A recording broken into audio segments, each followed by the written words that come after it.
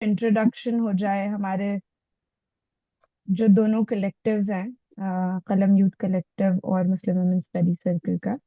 तो क्यूआईसी के इंट्रोडक्शन के लिए मैं कामरान खान को इनवाइट करती हूँ कि आप प्लीज एक अपना जो आप लोगों का कलेक्टिव है इसके बारे में सब कुछ ब्रीफ में बताएंगे। Bismillahirrahmanirrahim. Assalamu alaikum to everyone. Jazakallah khair, sister. Uh, so we had started QIC to serve as a platform where youth, especially Muslim youth in particular, can unite and collaborate and help each other grow professionally and spiritually. So we usually hold talks on issues that are relevant to our society as an ummah, as youth, and we have covered a vast range of topics. So we have separate verticals for career and for spiritual development. So you can be a part of us. We have a presence on social media, and whenever we organize these programs, inshallah, you'll get the updates. So this is one of such initiatives where we have an expert, Shihab Bhai, who is also a part of Qalam Youth Collective. He'll be speaking on today's topic on how one can migrate to Australia and get better prospects. So this is a brief introduction. Jazakallah khair. जी जज़ाकल्लाह, thank you. मैं अब Muslim women study circle का एक brief introduction दूंगी इंशाल्लाह। I have a short PPT for that.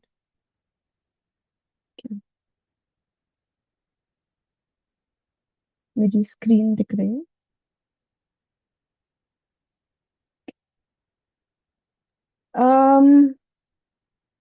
Muslim women study circle जो है एक मुसलमान औरतों का इंडियन ओरिजिन से जो इंडिया में भी मौजूद है उसके बाहर भी हैं उनका एक कलेक्टिव है जहाँ पर हम अलग अलग उम्र की औरतें जमा होती हैं, अलग अलग सोच से और फिक्र से ताल्लुक रखते हैं। और हम कोशिश करते हैं कि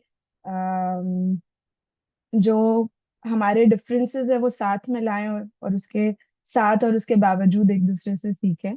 हमारा जो मोटो है वो कूनू कवामिना बिल किस्त, जो एक कुरान की आयत है, be persistently standing firm and justice. तो अदल और किस्त का जो कॉन्सेप्ट है उसके तई एक कमिटमेंट है हमारे ग्रुप का। और हमारा ये मानना है कि जो अल्लाह का हुक्म है, जो अदल है, जो जस्टिस है, उसके साथ आप खड़े हो जाओ, फिर आपको उसके लिए कोई भी जो कुर्बानी देनी पड़े, बेसिक आइडिया वो है। सेक्रेड एक्टिविज्म का हमारा मेथड है। और जैसे मैंने बताया कि हम इंडिया के अलग अलग हिस्सों से और अलग अलग उम्रों से आने वाली औरतें हैं। हम लोगों के एजुकेशनल बैकग्राउंड्स, प्रोफेशनल बैकग्राउंड्स अलग हैं। हम हमें बहुत सारे लोग होम मेकर्स भी हैं। और इन सारे डिफरेंसेस के साथ में हम क्या चीजें हैं जो सीख सकते हैं, कि रिस्पेक्टफुल सेफ स्पेस हो एक दूसरे से सीखने के लिए और फिर साथ में आगे बढ़ने के लिए। एक कम्युनिटी बिल्डिंग का उस तरीके से ये इनिशिएटिव है।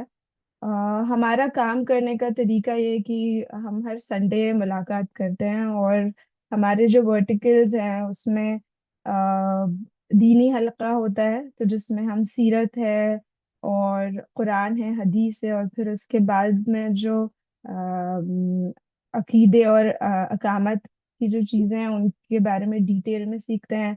हमारे एक बुक क्लब चलता है जिसमें महीने में हम एक किताब चुनते हैं, पूरा महीना पढ़ते हैं और उसके एंड में उसको डिस्कस करते हैं। मुस्लिम वुमेन मस्जिद मस्जिद प्रोजेक्ट भी है, हमने उस पे काम किया है काफी। कि हम जानते हैं, हमारे मुल्क की ये हकीकत है कि जबकि दीन में इस चीज की गुंजाइश गुंजाइश और इजाजत बिल्कुल है कि औरतों के लिए मस्जिद में जगह हो, पर हमारे मुल्क में नहीं है। तो हम ढूंढने की कोशिश करते हैं ऐसी कौन सी मसाजिद है जहाँ पे औरतों के लिए जगह है और वो चाहे तो वहाँ नमाज पढ़ सकती हैं। इस पे बहुत हमने काम किया अल्हम्दुलिल्लाह।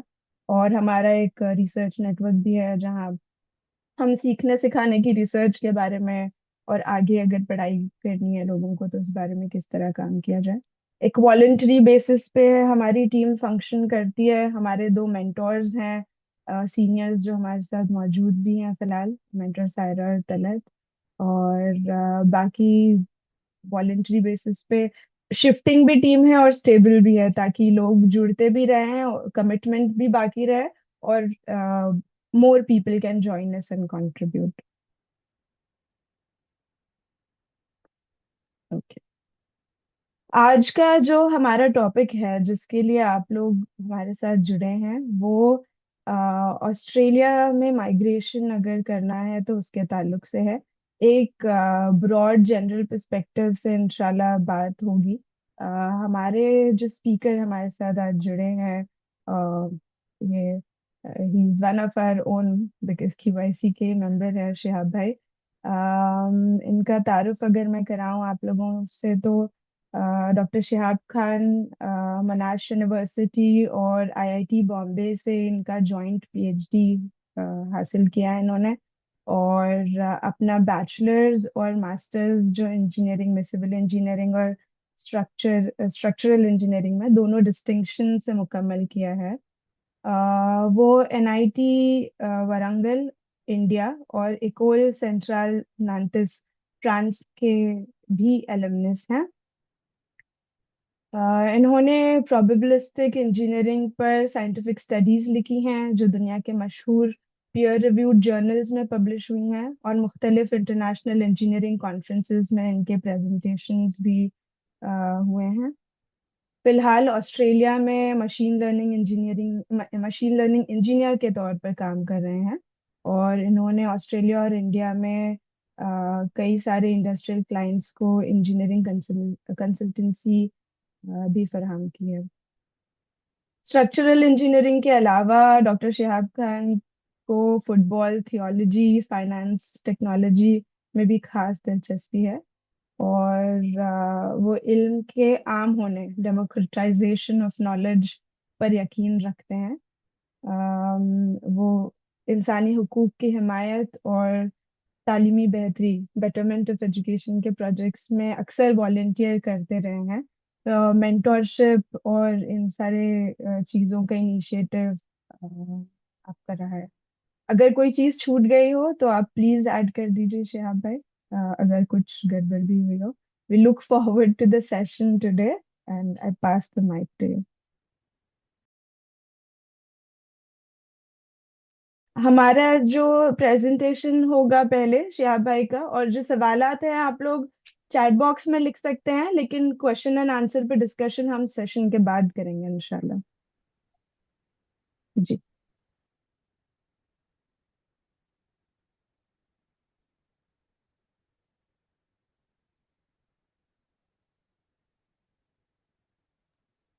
आवाज नहीं आ रही है।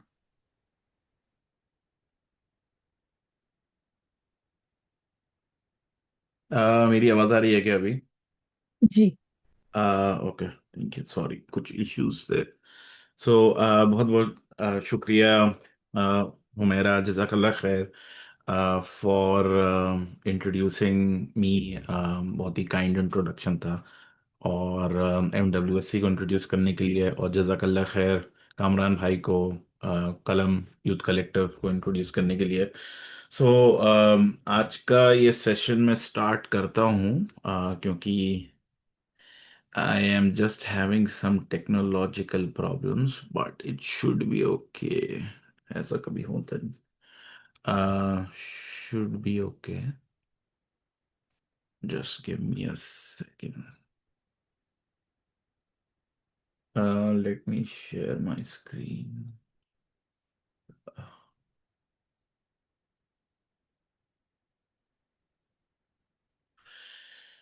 Yep. I think मेरी स्क्रीन दिख रही होगी। या ओके। जी। रजीम बिस्मिल्लाहिर्रहमानिर्रहीम। सो आज का ये जो सेशन है, ये इसेंशियली मेरी कोशिश ये है कि तो टोटल जो सेशन होता है वो जनरली हमारा 1.5 आवर्स का होता है, जिसमें अराउंड 40 to 50 मिनट्स प्रेजेंटेशन का रहता है। तो मैंने उसी राउंड से करीबन 40 से 50 मिनट तक का एक प्रेजेंटेशन है जिसमें मैं आपको एंड टू एंड जो ऑस्ट्रेलिया का जो स्किल्ड माइग्रेशन का जो सिस्टम है वो कैसे वर्क करता है, क्या चीज़ें होती हैं, वो मैं आपको पूरी बताने की अपनी तरफ से कोशिश करूंगा इंशाअल्लाह ताला। अम, इसमें और कोई ऑप्शन नहीं था मेरे पास, क्योंकि ये एक बहुत लॉन्ग इलेबोरेट प्रोसेस है और उसमें बहुत सारी चीज़ें इन्वॉल्व हैं। सो अनफॉर्चुनेटली मैं आपको इसमें 15-20 मिनट्स का मैं आपको कुछ भी इंफॉर्मेशन नहीं दे सकता हूँ। और हो सकता है कि कुछ आप लोगों में से लोग जो हैं वो ऑलरेडी इसमें काफ़ी हेविली इन्वेस्टेड हो, तो उनके बहुत स्पेसिफिक क्वेश्चंस होंगे जो मैं प्रेजेंटेशन में कवर ना कर पाऊँ, बट मैं Q&A में उसको कवर करने की कोशिश करूंगा इंशाल्लाह ताला।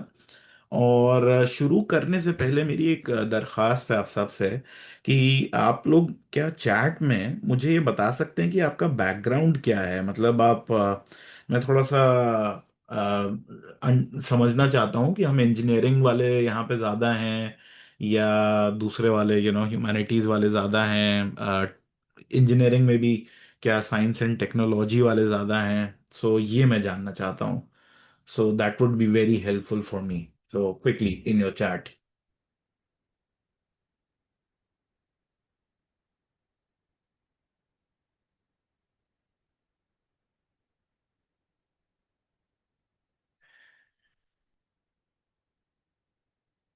अम,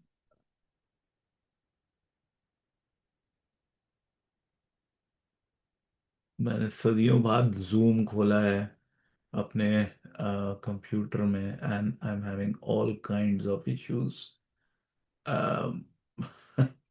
सो कोई चैट, हुमेरा क्या आप पढ़ सकती हैं क्या चैट में कि क्या जी रिस्पॉन्सेज। जी।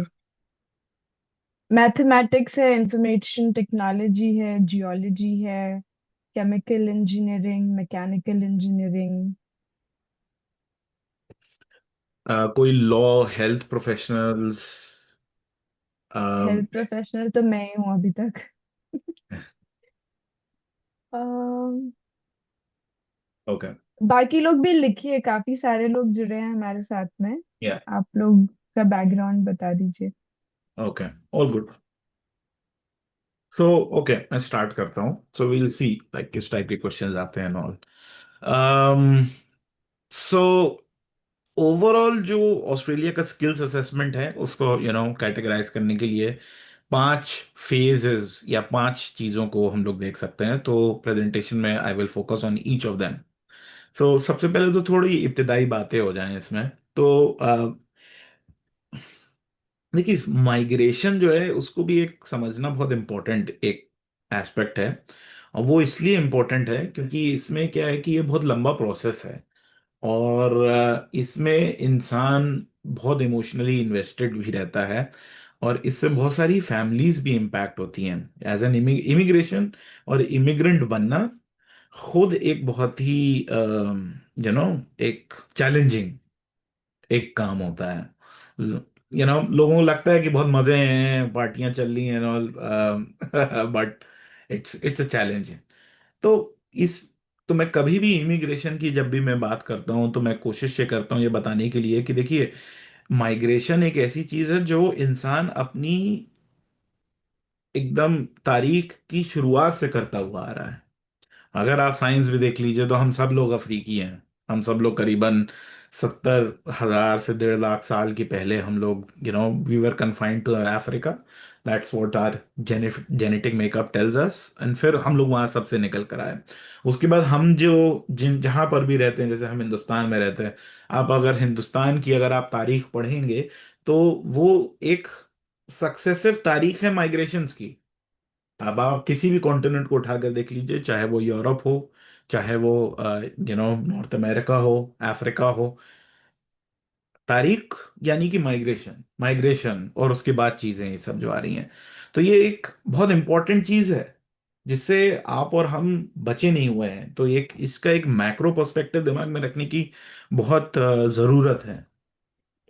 फिर और प्रेजेंटेशन अगर मोड में कर लेंगे स्लाइड्स क्या? अ, मेरी स्लाइड्स नहीं चल रही हैं क्या?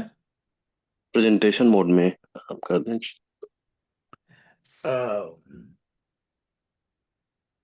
आई मैंने अपनी स्क्रीन शेयर करी थी। ओ, अगर आप इमरान भाई, आप फुल स्क्रीन करने बोल रहे हो क्या? या ओ, ओके। एक्चुअली मैं डर रहा हूँ उसको करने में, क्योंकि मेरा कंप्यूटर थोड़ा सा बगी हो गया है। ये सदियों से ओके। बंद बंद नहीं, नहीं हुआ है ना ये। Okay, all good. All good, yeah जजाकल्लाह। Okay, all good. सो अगर आप हिंदुस्तान की अगर आप तारीख देखेंगे, दुनिया में अगर आप देखेंगे, तो करीबन 4% से ज्यादा इंटरनेशनल माइग्रेंट्स हैं, विच इज ह्यूज। कि मतलब 30 करोड़ के आसपास अगर लोग, अगर इस कंट्री से एनोटेशंस बंद कर देंगे क्या हमारा, अगर सेटिंग्स में अगर पॉसिबल हो तो एनोटेशन वाला फीचर बंद कर दीजिएगा। तो आ, ये जो तारीख है इंसानी, मतलब आप समझ रहे हैं, इतने सारे लोग हैं। अगर हम सिर्फ और सिर्फ हिंदुस्तान की बात करें, तो करीबन कितना होता है, 45 million, I think is like 450 million, is like 45 crore. 45 crore से ज्यादा लोग इंटरनल माइग्रेंट्स हैं। हमारी आज की सियासत भी जो है वो ये है कि कोई बंदा बिहार से कहीं जा रहा है, कोई यूपी से कहीं जा रहा है, हम मध्य प्रदेश से कहीं जा रहे हैं, दिल्ली मुंबई जो है वो बढ़े जा रहे हैं। हमारी आज की तारीख भी क्या है, माइग्रेशन की है। और अगर आप माइग्रेशन की, अगर आप एक पीढ़ी अगर आप और पीछे चले जाएं, तो 1/3 से ज्यादा लोग माइग्रेट कर चुके हैं। यानी कि 1/3 से ज्यादा जो है फैमिलीज, वो कम से कम एक बार माइग्रेट कर चुकी हैं। जैसे कि मेरे जो वालिद साहब हैं, वो बहुत ही एक हिंदुस्तान के सबसे पिछड़े इलाकों में से माइग्रेट करके वो फिर अलग अलग जगह गए, और फिर हम लोग जाके जबलपुर में जाके हम लोग को अल्लाह ने तमक्कुन अता किया। तो ये एक बहुत इंपॉर्टेंट एस्पेक्ट है। अच्छा, अब इसमें ऑस्ट्रेलिया क्यों? बहुत बेसिक सी बात है, बट क्लियर कर लेना चाहिए कि Australia, one of the main reasons यहाँ पे माइग्रेशन माइग्रेंट्स क्यों आना चाहते हैं, is because quality of life. Quality of life यानी कि आपकी सेफ्टी, आपकी फिजिकल सेफ्टी, क्राइम एक्सेप्शनली कम है, हवा साफ है, पानी साफ है। जो आप एक जमहूरियत से जो आपकी जो एक्सपेक्टेशंस हो सकती हैं, वो काइंड ऑफ चल रही हैं काफ़ी हद तक। हेल्थ केयर अच्छा है, फ्री एजुकेशन है, क्वालिटी एजुकेशन है, फ्री हेल्थ केयर है। फ्री हेल्थ केयर यानी इन the sense universal health care है, पेड बाय द टैक्सेस, और उस हिसाब से चल रहा है। और उसके बाद अगर आप एज अ एम्प्लॉय अगर आप देखना चाहते हैं, तो वर्क लाइफ बैलेंस है, वो एक बहुत इंपॉर्टेंट चीज़ है जो हम लोग को इंडिया में नहीं मिलती। और उसके बाद सैलरीज काफ़ी हाई हैं यहाँ पे। यानी कि एवरेज जो सैलरीज हैं, अभी तो ये पुराना स्टेटिस्टिक है, लेकिन जो एवरेज सैलरीज हैं वो हुमेरा हो सके तो आप प्लीज वो एनोटेशन बंद कर दीजिए। क्या होता है कि बहुत खेलने का मन करता है फिर थोड़ा लोगों को। या, जजाकल्लाह। तो एवरेज सैलरीज काफी हाई हैं, करीबन around 80-90 thousand dollars, which is huge.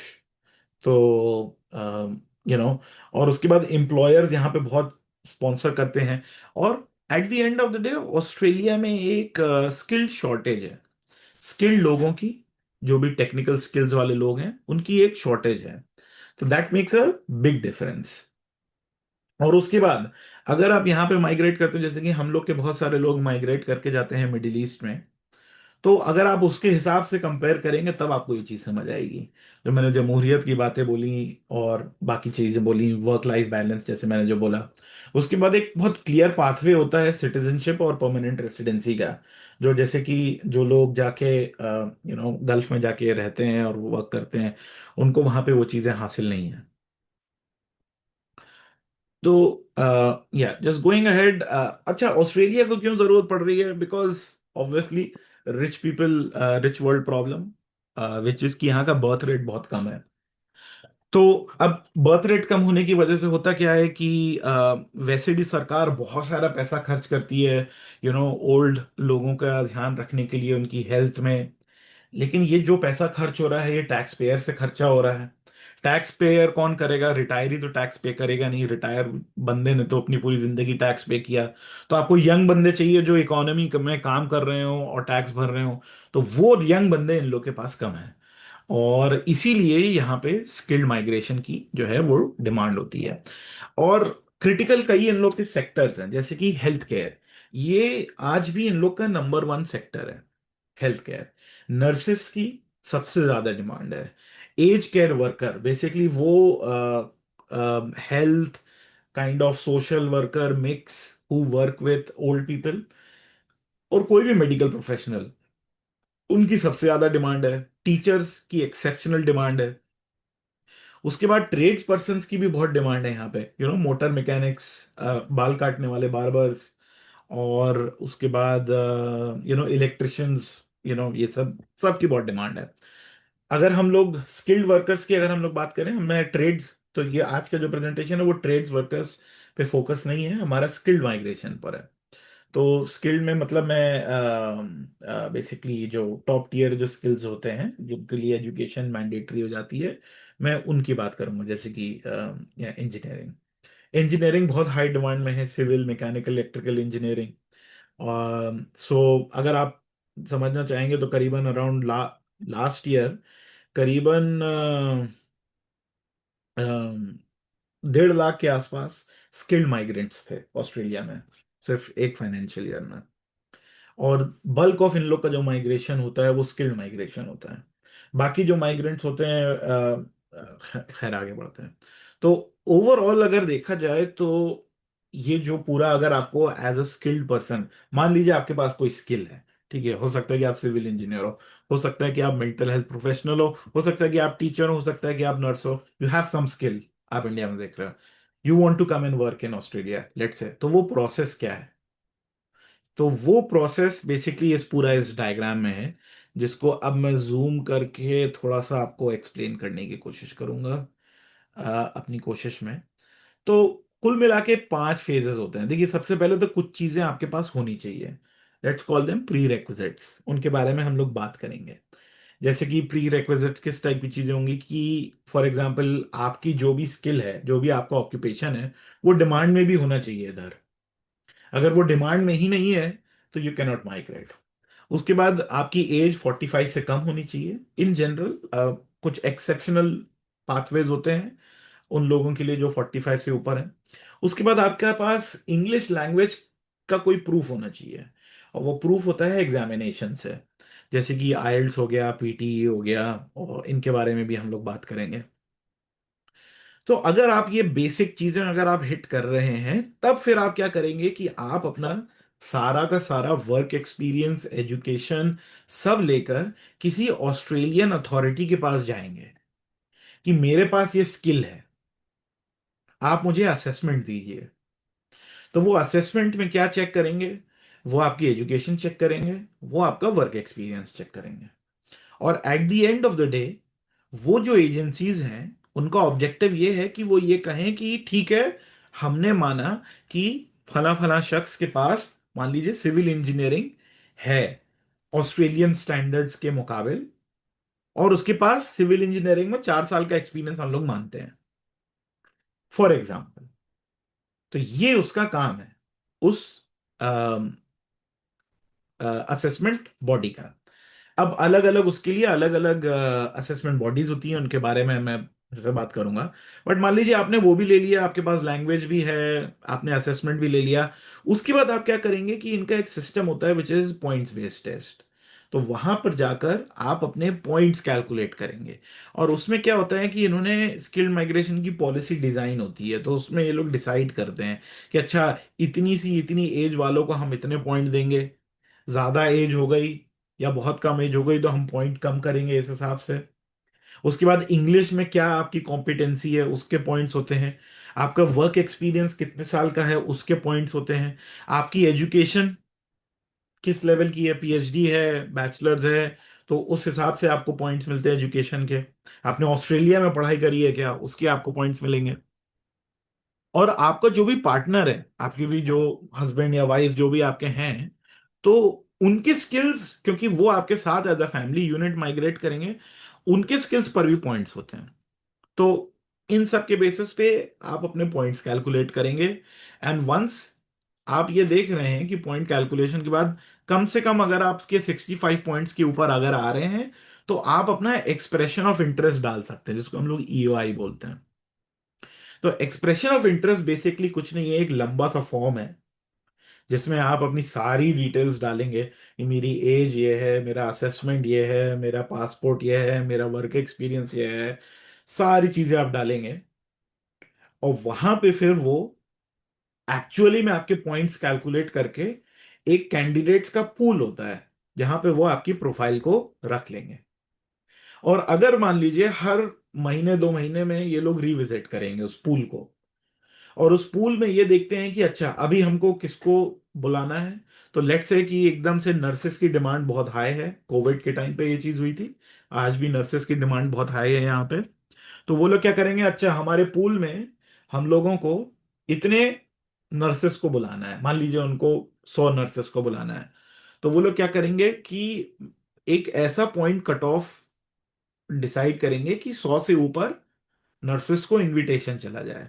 तो मान लीजिए वो इनविटेशन चला गया 70 पॉइंट्स, तो वो 70 पॉइंट का कट ऑफ लगा देंगे नर्सेस की ऑक्यूपेशन पे, और जो भी 70 पॉइंट्स एंड अबव रहेंगे उनको वो इनविटेशन भेज देंगे कि आप पीआर के लिए अप्लाई करिए, यानी कि आप डायरेक्ट परमानेंट रेसिडेंसी के लिए आप अप्लाई करिए, राइट।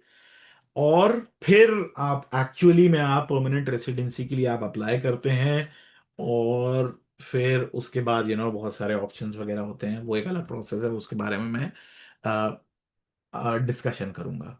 बट बेसिकली ये जो मैंने आपको अभी बताया, ये बताया कि ऑस्ट्रेलिया में direct as a permanent resident कैसे आना है, यानी कि यहीं पे ऑस्ट्रेलिया ने आपको इंडिया में बैठे बैठे बोल दीजिए। अब परमानेंट रेसिडेंसी क्या होती है? Permanent residency basically it's like de facto citizenship without actually being a citizen. So it's the first step for citizenship. अच्छा, मैंने जो यहां पे जो डिस्कस किया, इसमें मैंने अभी जो मैंने आपको ओवरव्यू दिया वो दिया सिर्फ और सिर्फ डायरेक्ट परमानेंट रेसिडेंसी का। अगर आपके पास स्किल्स असेसमेंट है, अगर हम लोग एक स्टेप बैक भी अगर हम लोग लें, अगर आपके पास स्किल्स असेसमेंट है, अगर आपके पास लैंग्वेज टेस्ट की आपके पास डेमोन्स्ट्रेशन है, तो आप डायरेक्ट आप ऑस्ट्रेलियन कंपनीज में जॉब के लिए भी आप अप्लाई कर सकते हैं, and then they can sponsor you. यानी कि फॉर एग्जांपल किसी ने टीचिंग का एजुकेशन है, वर्क एक्सपीरियंस है, उसने ऑस्ट्रेलियन अथॉरिटी से असेसमेंट ले लिया, उसने अपना वर्क एक्सपीरियंस वगैरह सब कुछ कर लिया, उसके बाद वो डायरेक्ट इंडिया से बैठे बैठे टीचर्स की जॉब्स में ऑस्ट्रेलिया में अप्लाई कर रहा है। इट इज पॉसिबल, ऑल्बियट डिफिकल्ट, कि वो कंपनी जो है वो डायरेक्ट उसका एक वीजा स्पॉन्सर कर दे, कि मैं इस बंदे को स्पॉन्सर कर रही हूं और ये आके हमारे यहाँ काम करेगा as a teacher. And same thing goes with all other occupation. ये भी स्किल्ड माइग्रेशन है, लेकिन ये टेम्पररी माइग्रेशन है। ये भी पॉसिबल है, ये भी बहुत होता है, बहुत सारे लोग यहाँ पे यू नो उस टीएसएस वीजा बोलते हैं, I think, temporary skill shortage visa, I think 482 visa होता है। तो वो भी एक पॉसिबिलिटी है, लेकिन उसके लिए भी आपको स्किल्स असेसमेंट चाहिए और लैंग्वेज चाहिए। तो मैं उसके पीआर पाथवेज के बारे में अभी डिस्कस नहीं करूंगा वीजा इस प्रेजेंटेशन में। मैं सिर्फ और सिर्फ आपको ये परमानेंट रेसिडेंसी वाले जो पूरा जो प्रोसेस है, I take you through that. और कुल मिला के इसमें देखिए काफी टाइम लगता है, हो सकता है कि टाइमलाइंस डिस्कस करूंगा। ओवरऑल 1 से 1.5 साल इस पूरे प्रोसेस में लग जाता है, और करीबन 4 से 6 लाख रुपए आपका लग सकता है इसमें, इंक्लूडिंग एजेंट्स और वो सब। सो या एंड कम भी हो सकता है depending upon many other things. So हम लोग आगे बढ़ते हैं इसमें। Okay, okay. सो देखिए, सबसे पहले तो कुछ चीजें जो आपके पास होनी चाहिए। सबसे पहले तो देखिए आपकी ऑक्यूपेशन होनी चाहिए जो इन लोग की डिमांड में हो। ऑक्यूपेशन लिस्ट एक चीज होती है, और हर ऑक्यूपेशन को इन्होंने एक कोड दे के रखा हुआ है, which is like Australia New Zealand skilled occupation code, basically something like that. तो उसमें क्या होता है कि एक टैग दे दिया है कि हाँ ये एक ऑक्यूपेशन है जिसको हम मानते हैं। जैसे कि फॉर एग्जांपल सॉफ्टवेयर इंजीनियर का एक कोड होता है, नर्स का एक कोड होता है, सोशल वर्कर का एक कोड होता है, मेंटल हेल्थ प्रोफेशनल उसमें भी जो रहेगा उसका भी एक कोड रहेगा। और ऑक्यूपेशंस को इन्होंने 3 पार्ट्स में डिवाइड करके रखे हुए हैं। एक इन लोग की वो ऑक्यूपेशंस हैं जो इनकी मीडियम से लॉन्ग टर्म डिमांड है, तो उनके लिए ज्यादा वीजा ऑप्शंस होते हैं, यानी कि 189 190 उन लोग के पास डायरेक्ट परमानेंट रेसिडेंसी वगैरह वाले ऑक्यूपेशन ऑप्शंस रहते हैं। एक होती है शॉर्ट टर्म लिस्ट, उसमें जो ऑक्यूपेशन होती हैं वो 189 वीजा जो इन लोग का मेन जो परमानेंट रेसिडेंसी वाला वीजा है उसके लिए एलिजिबल नहीं है, स्टेट स्पॉन्सरशिप वगैरह के लिए एलिजिबल रहती है वो। तो वो भी एक और बात है। उसके बाद एक होती है इन लोग की रीजनल ऑक्यूपेशन लिस्ट। ये वो ऑक्यूपेशंस हैं जिनकी सिर्फ और सिर्फ रीजनल एरियाज में डिमांड है। तो रीजनल एरियाज वो एरियाज होते हैं, जैसे कि मैं मेलबर्न में रहता हूँ, तो मेलबर्न जो है यहाँ पे कैपिटल सिटी है विक्टोरिया का, ये बहुत बड़ी सिटी है, मेन सिटी है। बट विक्टोरिया जो स्टेट है उसमें कई ऐसे छोटे छोटे शहर हैं, गांव हैं, जहां पे भी डिमांड है स्किल्ड ऑक्यूपेशन की, लेकिन वो बड़े शहर नहीं है, तो वो होते हैं रीजनल एरिया।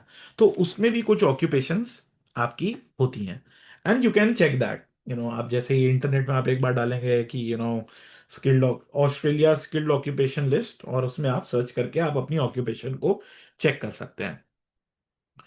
उसके बाद आपकी एज, तो एज जो है आपकी maximum basically at the invitation के टाइम पे अराउंड 44 ईयर्स हो सकती है, राइट। और उसके बाद अलग अलग एज के हिसाब से अलग अलग आपको पॉइंट मिलते हैं।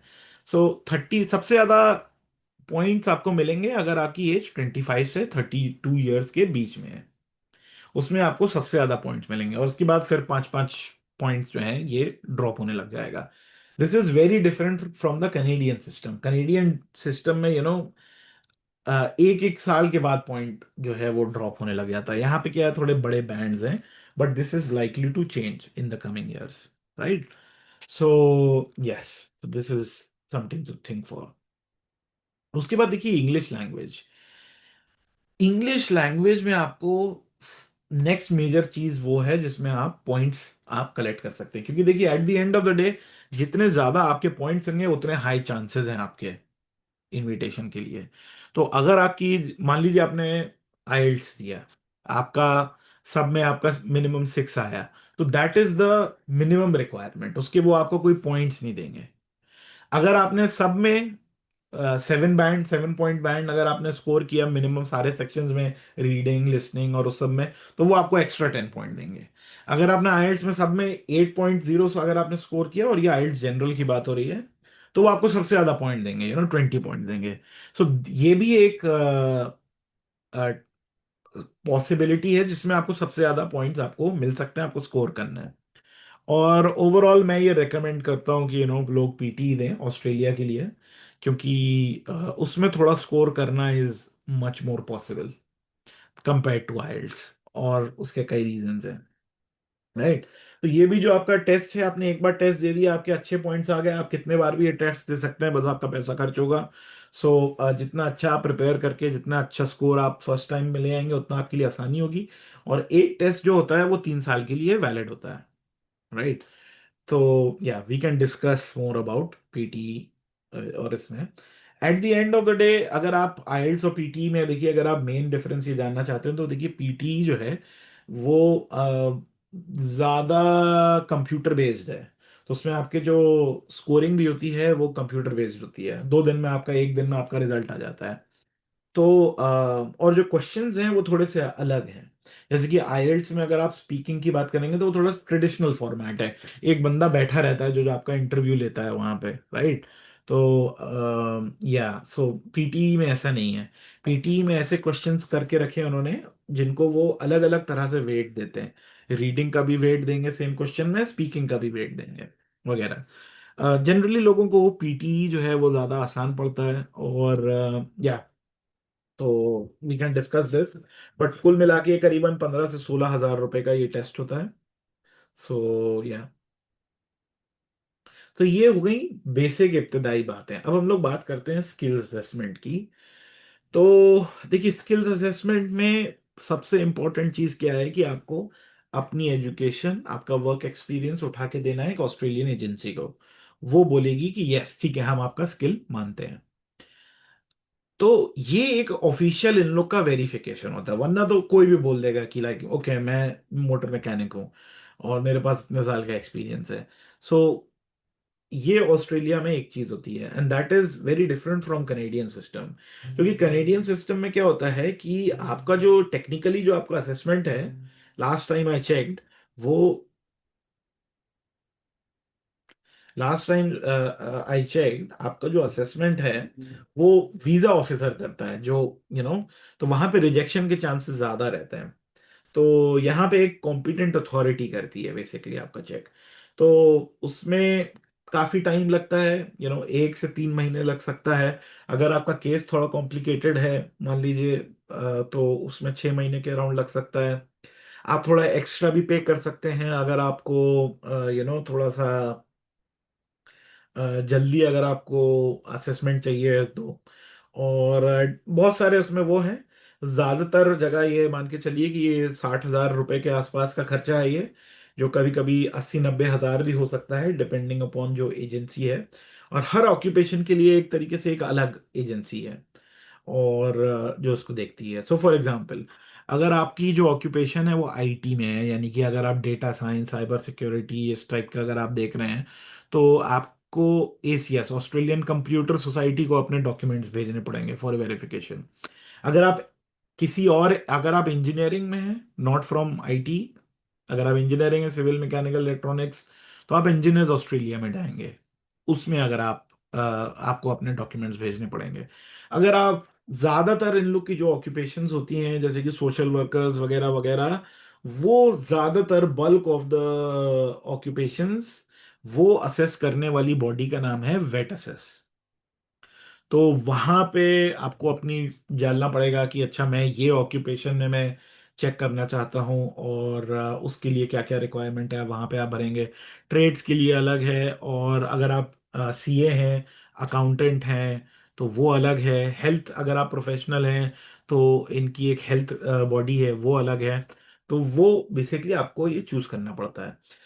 तो जरूरी नहीं है कि आप कोई एक ही ऑक्यूपेशन चूज करें। आपके पास आपको 2-3 अलग अलग ऑक्यूपेशंस में अगर आपको असेसमेंट चाहिए है और आप ले सकते हैं, तो यू आर फ्री। आप 2-3 अलग अलग ऑक्यूपेशन में आप असेसमेंट ले सकते हैं, और हर ऑक्यूपेशन से आप एक ईओआई डाल सकते हैं, डिपेंडिंग अपॉन योर रिक्वायरमेंट। उसके बाद वेट असेस की थोड़ी बात करी जाए, तो वेट असेस क्योंकि बहुत इंपॉर्टेंट इन लोग की एजेंसी है, 350 से ज्यादा प्रोफेशनल ऑक्यूपेशंस का असेसमेंट यही करते हैं। तो जैसे कि एचआर, सोशल वर्कर, अगर आप प्रोजेक्ट मैनेजर हैं कुछ इस हिसाब से, तो ये बहुत इंपॉर्टेंट ऑर्गेनाइजेशन है। इनकी वेबसाइट पे आपको सारी इंफॉर्मेशन मिल जाएगी। इनका करीबन वही 60,000 के आसपास इनका खर्चा होता है। अगर आप ऑलमोस्ट डबल पैसा देंगे, तो आपको 10 दिन में असेसमेंट मिल जाएगा, let's say in case you are in a rush. Standard इन लोग का जो प्रोसेस है वो करीबन 2 महीने का है, 2 से 3 महीने का। और एक बार अगर आपको असेसमेंट मिल गया, तो वो करीबन 3 साल के लिए वैलिड रहता है। तो असेसमेंट ये लोग किस बेसिस पे देते हैं? मोस्टली ये लोग असेसमेंट बेसिस पे देंगे कि देखिए, पहले आपसे आपकी डिग्री मंगवाएंगे, ओरिजिनल स्कैन्स, किस इंस्टीट्यूशन से। ये भी हो सकता है कि वो ये बोले कि आपके के कोर्स में आपको एग्जैक्टली exactly क्या पढ़ाया गया, हमें वो सिलेबस भेजिए आप। हो सकता है वो सिलेबस भिजवाएं। तो उस टाइप की चीजें काफी ये लोग डिटेल वगैरह में ये लोग चेक करते हैं। और वेट असेस में जो ऑक्यूपेशंस रहती हैं, उनकी ये भी रिक्वायरमेंट रहती है कि आप जिस ऑक्यूपेशन में अपना असेसमेंट ले रहे हैं, उसमें कम से कम आपने 1 साल काम किया हो। तो वो एम्प्लॉयर से रेफरेंस लेटर, पे स्लिप्स, ये आपको पैसा भी मिला था, तो वो सारी इंफॉर्मेशन वगैरह भी वो लोग मांगेंगे आपसे। तो उसमें इनके रिक्वायरमेंट्स होते हैं कि पे स्लिप में ये चीजें होनी चाहिए, इनकम टैक्स रिटर्न ये होना, पे स्लिप नहीं है तो ये होना चाहिए, और अगर रेफरेंस लेटर है तो उसमें XYZ चीज लिखी होनी चाहिए। और ये सब चीज में आपका टाइम जाता है बेसिकली, इस पूरे प्रोसेस में, अपनी एप्लीकेशन को तैयार करने में। क्योंकि हम सब लोग का, मान लीजिए आपने कहीं पे काम किया, आपने पे स्लिप्स नहीं ली, तो अब आप क्या करेंगे? तो आपको एक्स्ट्रा प्रूफ वगैरह आपको वो करने पड़ेंगे। हो सकता है कि आपको वो जो उन्होंने जो लेटर दिया हो, रेफरेंस लेटर, उसमें वो चीजें नहीं लिखी हो जो इन्होंने मांगी हैं। इनके भी एक फॉर्मेट होते हैं, उस फॉर्मेट में चाहिए रहता है। तो ये सब चीजें काइंड ऑफ रहती हैं। तो या ये सब चीजें, और ये भी 3 साल के लिए वैलिड रहता है। Australian computer society, very similar kind of a thing, लेकिन कंप्यूटर सोसाइटी में थोड़ा सा डिफरेंसेस भी रहते हैं, क्योंकि बहुत सारे लोग ऐसे रहते हैं जो आईटी बैकग्राउंड से रहते नहीं है, लेकिन जिनका एक्सपीरियंस आईटी में रहता है, तो उनको भी ये लोग एक पाथवे देते हैं अपना असेसमेंट वगैरह के लिए। अगर मैं इंजीनियर्स ऑस्ट्रेलिया की बात करूं, क्योंकि दिस इज बहुत सारे लोग यहाँ पे इंजीनियर्स के हैं, मैंने भी इंजीनियर्स ऑस्ट्रेलिया से असेसमेंट लिया था। तो देखिए, अगर आपका ये आपकी हाईएस्ट, सबसे पहली बात तो आपकी एजुकेशन को असेस करेंगे। यानी अगर आपके पास बैचलर्स और मास्टर्स हैं तो ये बैचलर्स लेंगे, लेकिन असेसमेंट ये लोग आपकी मास्टर्स को करेंगे। ये इन लोग का एक फंडा रहता है। अगर वो मास्टर्स किसी ऐसे इंस्टीट्यूट से है जिनको ये रिकॉग्नाइज करते हैं, तब तो आपका पाथवे बहुत सिंपल है। और अगर वो उससे नहीं है तो आपको एक रिपोर्ट लिखनी पड़ती है एडिशनल, उसके बेसिस पर आपका असेसमेंट होता है। तो वो, अब वो कौन से इंस्टीट्यूट्स हैं जिनको ये रिकॉग्नाइज करते हैं at the end of the day? Basically India में वॉशिंगटन अकॉर्ड। तो वो इंस्टीट्यूट का वो कोर्स जो वॉशिंगटन अकॉर्ड में डॉक्यूमेंटेड है। तो अब ये वॉशिंगटन अकॉर्ड क्या है? तो बेसिकली फॉर एग्जांपल, जैसे कि मैं एनआईटी वारंगल से, मेरा एमटेक है, मास्टर्स। तो वेबसाइट पे मैं गया, चेक किया कि वॉशिंगटन अकॉर्ड में एनआईटी वारंगल का कौन सा कोर्स है। तो जो मेरा स्पेसिफिक स्पेशलाइजेशन था वो 2016 से असेस था, रिकग्नाइज था, और मैं ग्रेजुएट हुआ था 2015 में।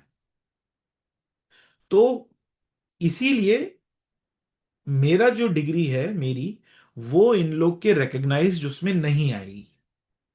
तो हर इन लोगों को थोड़ा कॉम्प्लिकेटेड है, आप वेबसाइट पे जाके आप ये चीजें चेक कर सकते हैं। तो मुझे सीडीआर, कॉम्पिटेंसी डेमोन्स्ट्रेशन, एक रिपोर्ट ये लिखना पड़ा था। रिपोर्ट के बारे में हम लोग बात कर सकते हैं काफी डिटेल में, डिपेंडिंग अपॉन, क्योंकि मैं जानता हूं बहुत सारे लोगों को क्वेश्चंस रहेंगे। बट मोटी बात जो है वो ये है कि वो रिपोर्ट में बेसिकली आपको अपने करियर के 3 ऐसे एपिसोड्स लिखने पड़ते हैं जहां पे आपने अपनी इंजीनियरिंग या जो भी अपना स्किल है वो आपने लगाया है, और उसको ये लोग जज करेंगे। अब उसके भी फॉर्मेट है, इन्होंने दे दिया है क्लियरली कि एग्जैक्टली ये कितने वर्ड्स की होनी चाहिए, कौन से सेक्शंस होने चाहिए, क्या आपको लिखना है उसमें, क्या आपको नहीं लिखना है, कैसे आपको उसमें प्रूफ करना है। ये सारी आपको इंजीनियर्स ऑस्ट्रेलिया की आप बुकलेट आप पढ़ेंगे, आपको eight the end of the day बस एग्जैक्टली टू द लेटर उसको आपको फॉलो करना है। तो ज्यादातर जो रिजेक्शंस जो होते हैं असेसमेंट्स के, वो इसी बेसिस पर होते हैं कि आपने फॉर्मेट फॉलो नहीं किया किसी भी स्किल्स असेसमेंट में, राइट? और at the end of the day देखिए, आपने सिविल इंजीनियरिंग करी है तो आपके सिर्फ टाइटल से नहीं होना चाहिए कि वो सिविल इंजीनियरिंग, आपने एग्जैक्टली exactly किया क्या, उसके भी डिस्क्रिप्शन है। जब आप एंस्को की आप वेबसाइट पे जाएंगे, आप देखेंगे कि मान लीजिए आपने सिविल इंजीनियर डाला, तो वो लोग 5 पॉइंट लिखेंगे कि सिविल इंजीनियर हमारे हिसाब से एक ये 5 चीजें करता है। तो वो 5 चीजें आपको दिखानी है उसमें। तो ये पूरा एक प्रोसेस है, लंबा प्रोसेस है, इट टेक्स अ वाइल, जिसमें आपको लिखना पड़ता है, मेहनत करनी पड़ती है। और अगर आप इनकी टाइमलाइन असेसमेंट की देखेंगे तो 2 से 3 महीने इन लोग की इन जनरल टाइमलाइन है, और इनका भी करीबन $1000 यानी 60,000 रुपए के आसपास का इनका खर्चा होता है। उसमें भी आप फास्ट ट्रैक ऑप्शंस हैं जो आप ले सकते हैं, विच आई डोंट रिकमेंड। अब सीडीआर के बारे में बहुत सारी चीजें हैं। मोटी बात मैं आपको ये बताना चाहता हूं इसमें कि बिल्कुल भी प्लेजियरिज्म नहीं करना है इसमें, बिल्कुल भी नहीं। बहुत सारी एजेंसीज हैं जो बोलती हैं कि हम आपके लिए सीडीआर लिख देंगे, हम प्रोजेक्ट लेके आके लिख देंगे। That is illegal, do not do it. Plagiarism में अगर आप एक बार भी आप फंस गए तो आप हो जाएंगे बैन, और it is not very difficult to detect these things. बहुत इंटेलिजेंट लोग ये सब चीजें असेस कर रहे हैं। और उसके बाद मान लीजिए आपने किसी से लिखवा भी लिया वो, और अगर आपने सबमिट भी कर दिया, आपको इनविटेशन भी आ गया, ऑस्ट्रेलिया भी आ गया, आपने 5 साल काम कर लिया, और 5 साल बाद वो कंपनी आई, मान लीजिए वो बंदा आया आपको ब्लैकमेल करने के लिए कि भाई तुमने तो ये सब किया था, हमारे पास ये सारा प्रूफ है, तो ये हुआ है ये, आप समझ रहे हैं, ये I know people who have been subjected to such things. It's a nightmare, you do not want to be in that position. देखिए वो कहते हैं ना, honesty is the best policy, honesty is the best policy, है ना। तो आप उसको बस फॉलो करिए, किसी से कुछ मत लिखवाइए, खुद अपनी मेहनत करिए, क्योंकि देखिए अगर आप सिर्फ असेसमेंट लेने से, आप ये मत समझिए कि आपने असेसमेंट ले लिया और ऑस्ट्रेलिया बोलेगा आ जाओ, यू नो। हो सकता है ऑस्ट्रेलिया बोले आ जाओ, लेकिन लेकिन आप ऑस्ट्रेलिया आके कहाँ जाएंगे? यहां पे जॉब निकालना बहुत मुश्किल काम है। And then they sniff, they can smell incompetence, आप समझ रहे हो, सूंघ के बता सकते हैं कि बंदा कॉम्पिटेंट नहीं है। बहुत इंटेलिजेंट बंदे हैं यहाँ पे, मतलब उस हिसाब से। तो at the end of the day, lack of skill will come back to haunt you, तो वो कोई सोल्यूशन नहीं है। Solution is to upskill. अगर आपकी इंग्लिश अच्छी नहीं है, मेहनत करिए, लिखिए। बिना इंग्लिश के आपको कौन जॉब देगा ऑस्ट्रेलिया में? तो मेहनत करिए, लिखिए, पढ़िए, दिमाग लगाइए, इंप्रूवमेंट करिए, और कोई ऑप्शन नहीं है आपके पास इसमें। तो ये है। और at the end of the day जो भी आप लिख रहे हैं, follow their document to the letter. और उसके बाद बहुत सारी इसमें चीजें हैं, या सो अगर आप किसी अच्छे टॉप टियर इंस्टीट्यूट वगैरह से हैं, तो most like you could probably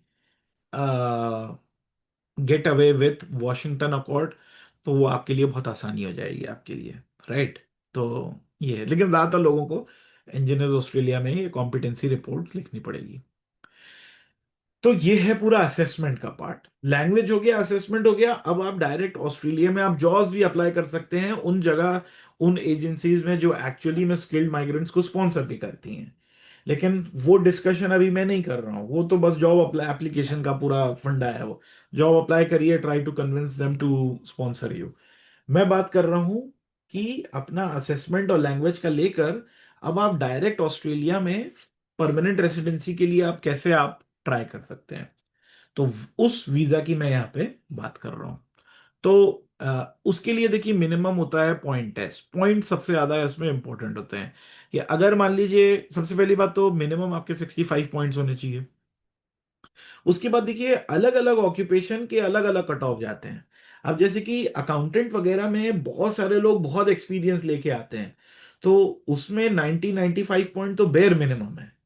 and same thing goes with IT occupations, IT और इंजीनियरिंग में भी ज्यादातर उसमें आपको 90 पॉइंट एंड अबव चाहिए, अगर आपको 189 वगैरह चाहिए। लेकिन फ्लक्चुएट होता रहता है, हो सकता है 2-3 साल बाद कम हो जाए, डिमांड एकदम से आ जाए तो पॉइंट का कट ऑफ जो है वो कम हो जाए। लेकिन इन जनरल, जहां सप्लाई एंड डिमांड, अगर डिमांड ज्यादा है और सप्लाई कम है तो पॉइंट कम जाएगा। अगर डिमांड ज्यादा है, सप्लाई भी ज्यादा है, जैसे कि आईटी वगैरह में है, तो पॉइंट बहुत हाई जाता है, which means you really need to be यहां वहां से करके आपको और पॉइंट्स, दूसरी चीजें करके आपको इंक्रीज करने पड़ते हैं। तो ये है ज्यादातर ऑक्यूपेशंस के लिए around 80-90 points is a good point to be. 75 में भी you can probably make it. आपको हो सकता है रीजनल एरियाज वगैरह आपको देखना पड़े। तो ये है। अब बेसिकली कट ऑफ चेंज होता रहता है डिमांड के हिसाब से, so you can not really say basically. और कई मैंने ऐसे भी हैं, क्योंकि नर्सेज और स्कूल टीचर्स की अभी इतनी डिमांड थी लास्ट 3 इयर्स में कि 65 पॉइंट्स पे भी इनविटेशंस गए हैं। 65 is bare minimum. So, supply demand. तो अलग अलग चीज के लिए अलग अलग पॉइंट्स हैं, डोंट वरी अबाउट इट। जैसे कि फॉर एग्जांपल, अगर आपके पास बैचलर्स है तो 15 पॉइंट है, कोई डिप्लोमा है तो 10 पॉइंट, अगर पीएचडी है तो 20 पॉइंट है। ऑस्ट्रेलिया में अगर आपने मिनिमम 2 साल की अगर आपने स्टडी करी है तो 5 पॉइंट एक्स्ट्रा है। और उसमें भी अगर आपके पास साइंस वगैरह आपने पढ़ी है तो उसके एक्स्ट्रा आपको 10 पॉइंट है। यू नो तो इस टाइप की चीजें हैं। वर्क एक्सपीरियंस आपका कितने साल का है, उस हिसाब से आपको पॉइंट्स हैं। ये सब आप देख सकते हैं आराम से। उसके बाद स्टेट नॉमिनेशन भी एक रहता है कि स्टेट नॉमिनेशन भी आपको मिल सकता है। तो वो खैर एक अलग है उसका points, I don't know how it even works. So आप अपना पॉइंट्स कैलकुलेटर आप खुद जाके वेबसाइट पे आप जाके आराम से आप अपना पॉइंट्स कैलकुलेट करिए। मैं आपको ये रेकमेंड करूंगा कि मिनिमम आप इंग्लिश में आप कोशिश ये करिए कि बेस्ट आप अपने डाल दीजिएगा पॉइंट, कि बेस्ट में कितने पॉइंट लेके आ सकता हूँ मैक्सिमम। वो बहुत इंपॉर्टेंट है, रीजनेबली। क्योंकि देखिए अगर मान लीजिए आपने अभी पॉइंट्स कैलकुलेट किए और आपकी कोई ऑक्यूपेशन है जिसमें बहुत हाई पॉइंट्स जाते हैं, आपके मिनिमम आ रहे हैं, तो probably not even worth trying. ज़्यादा बेहतर ये रहेगा कि आप असेसमेंट और वो ले लीजिए, और फिर आप डायरेक्ट जॉब्स वगैरह के लिए आप देखिए कोई आपको स्पॉन्सर कर दे। और पॉइंट्स बनाने के सबसे बेहतर तो ये चीज़ है कि आप इंग्लिश में आप मैक्सिमम स्कोर करिए। उसके बाद लैंग्वेज ट्रांसलेशन का भी एक टेस्ट होता है जो आप ले सकते हैं, तो आपको 5 पॉइंट्स मिल सकते हैं। वैसे ये चेंज होने वाला है, I think this is going, तो this has already gone, so I need to check this. और वर्क एक्सपीरियंस के भी पॉइंट्स मिलते हैं। और फिर उसके बाद आपको कुछ नहीं करना है, आपका हो गया पूरा प्रोसेस। आप बस डालिए अपना एक्सप्रेशन ऑफ इंटरेस्ट, आप उसमें सबमिट कर दीजिए। इसका भी कोई पैसा वगैरह नहीं है। आप कितने जिस भी ऑक्यूपेशन का आपके पास असेसमेंट है, आप उसमें आप डाल सकते हैं। आप अलग अलग आप मल्टीपल वो भी डाल सकते हैं, एक्सप्रेशन ऑफ इंटरेस्ट। एक बार आपने डाल दिया तो वो 2 साल तक तो रहेगा उनके सिस्टम में, जिसको आप कभी भी अपडेट कर सकते हैं, और फिर वो एकदम से चला जाता है। तो ये कोई वीजा एप्लीकेशन नहीं है, ये just your expression of interest है, सेइंग कि ओके मैं ये बंदा हूं, मेरे पास ये असेसमेंट और ये स्किल्स है, मेरे इतने पॉइंट्स हैं, you know you can call me. तो it's like raising your hand.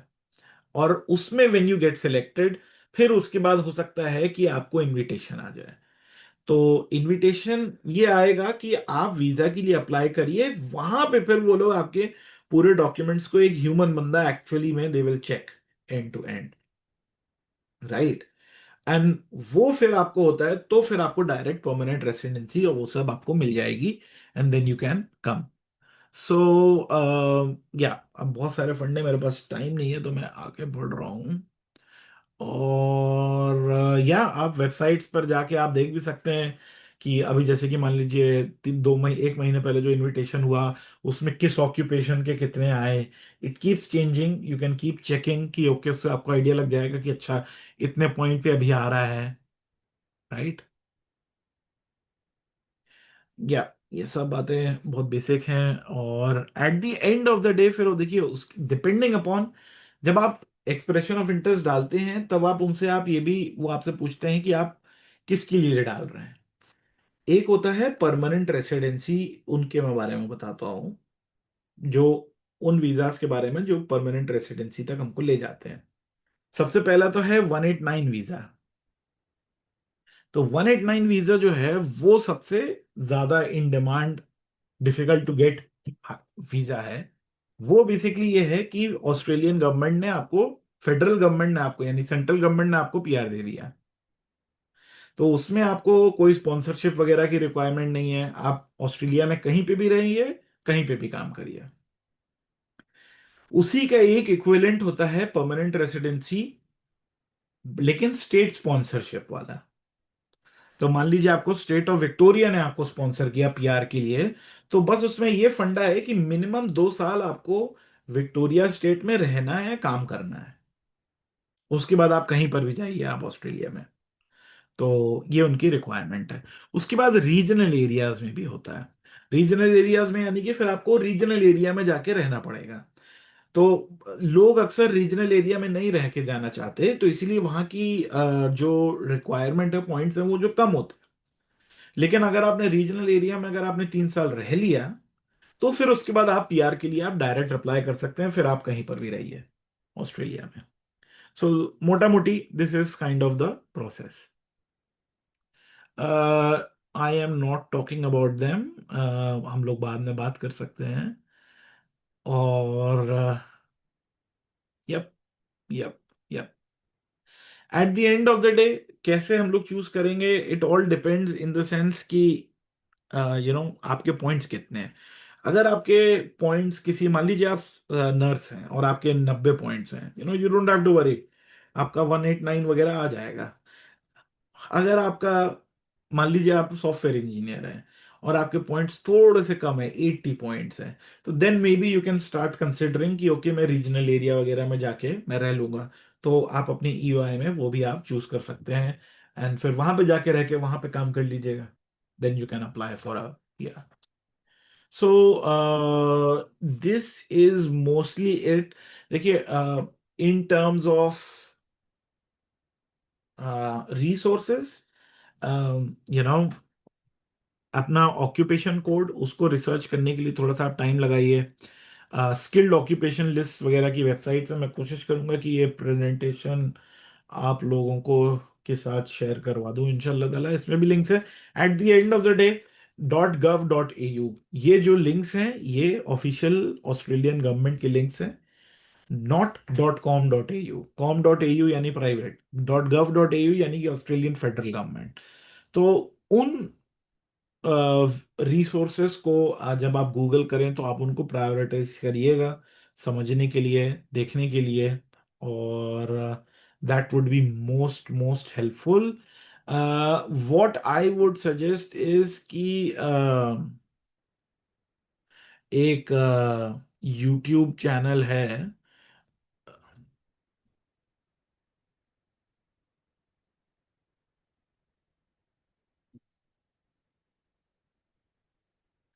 Which I am forgetting, अभी यहाँ पे एक यूट्यूब चैनल है।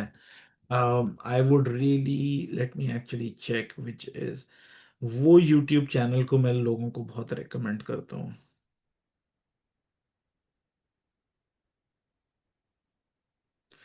Yup, Australian immigration law services. So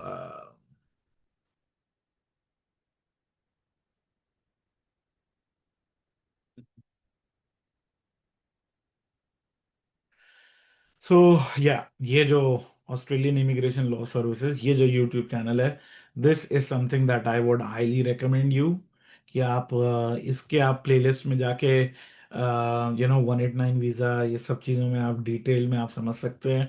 and you can subscribe to this channel. You जो immigration उसमें routinely changes होते रहते हैं, वो भी बताते रहते हैं, so that is something that I recommend. And that is it, inshallah ta'ala. So, some of the things we can um, finalize in the Q&A session.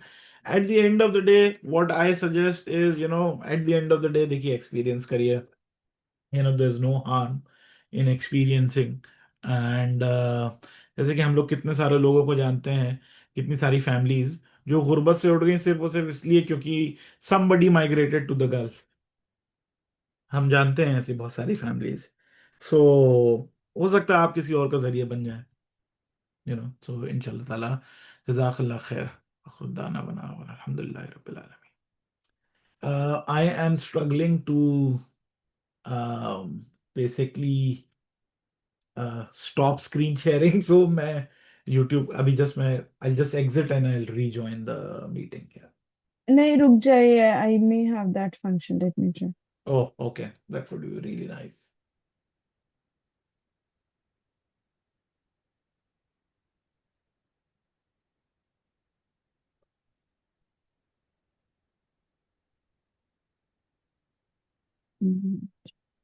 Sania, if you can please check.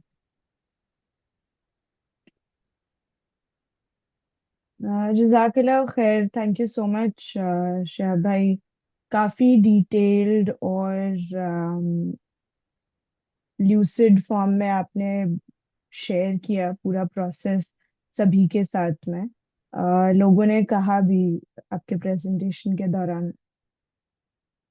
अम, तो अभी कोई सवालात है तो आप लोग लिखिए, कुछ लोग लिख भी रहे हैं चैट बॉक्स में। और अगर कोई अपना सवाल डायरेक्टली पूछना चाह रहे हैं तो आप हैंड रेज कर सकते हैं, और उसी के मुताबिक फिर हम लोगों का सवाल लेंगे।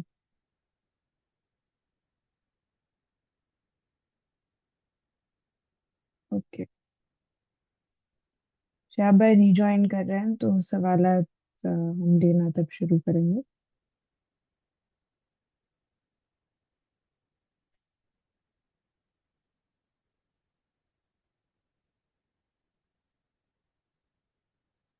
जी।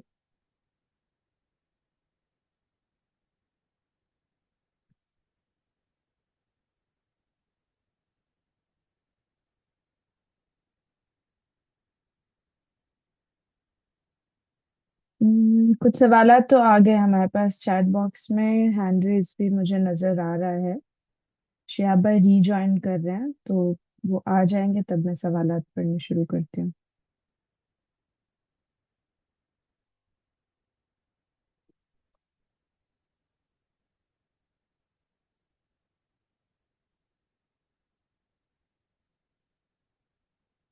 जी।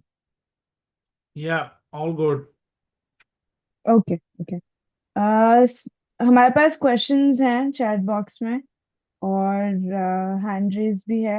How do you want to go about it? I can read out the questions if that Yeah, helps. और whatever. I think पहले जो raised hand है probably. जी, मोहम्मद अफजल, आप अपने आप को अनम्यूट कर कर पूछ सकते हैं। अस्सलाम वालेकुम। जज़ाकल्लाह शिहाब भाई। मैं भी ऑलमोस्ट कंप्लीट करने वाला हूँ पीएचडी आईआईटी बॉम्बे से। थीसिस अल्हम्दुलिल्लाह सबमिट हो गई है।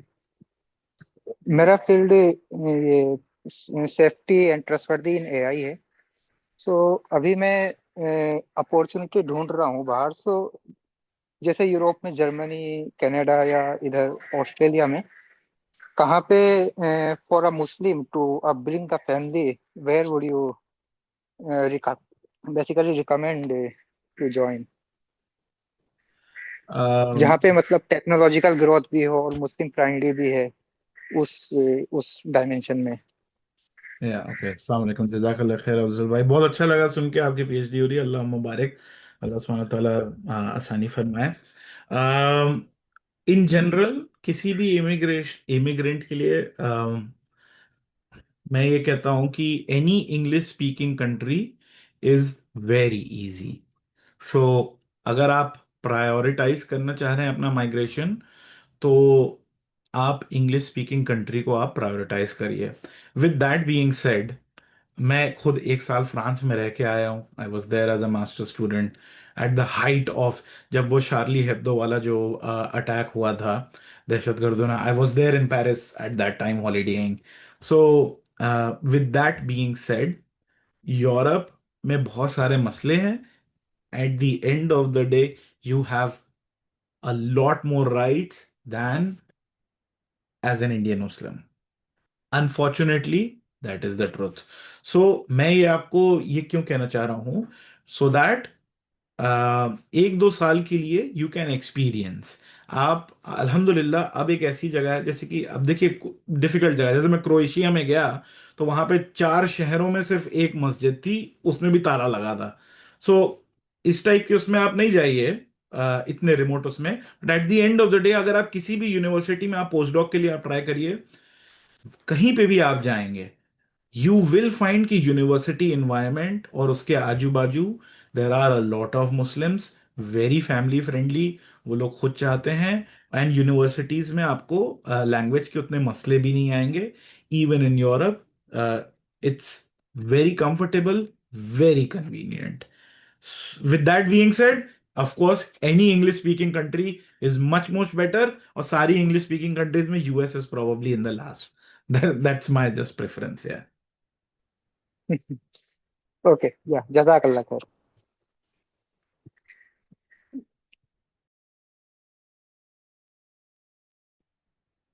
चैट बॉक्स में क्वेश्चंस हैं।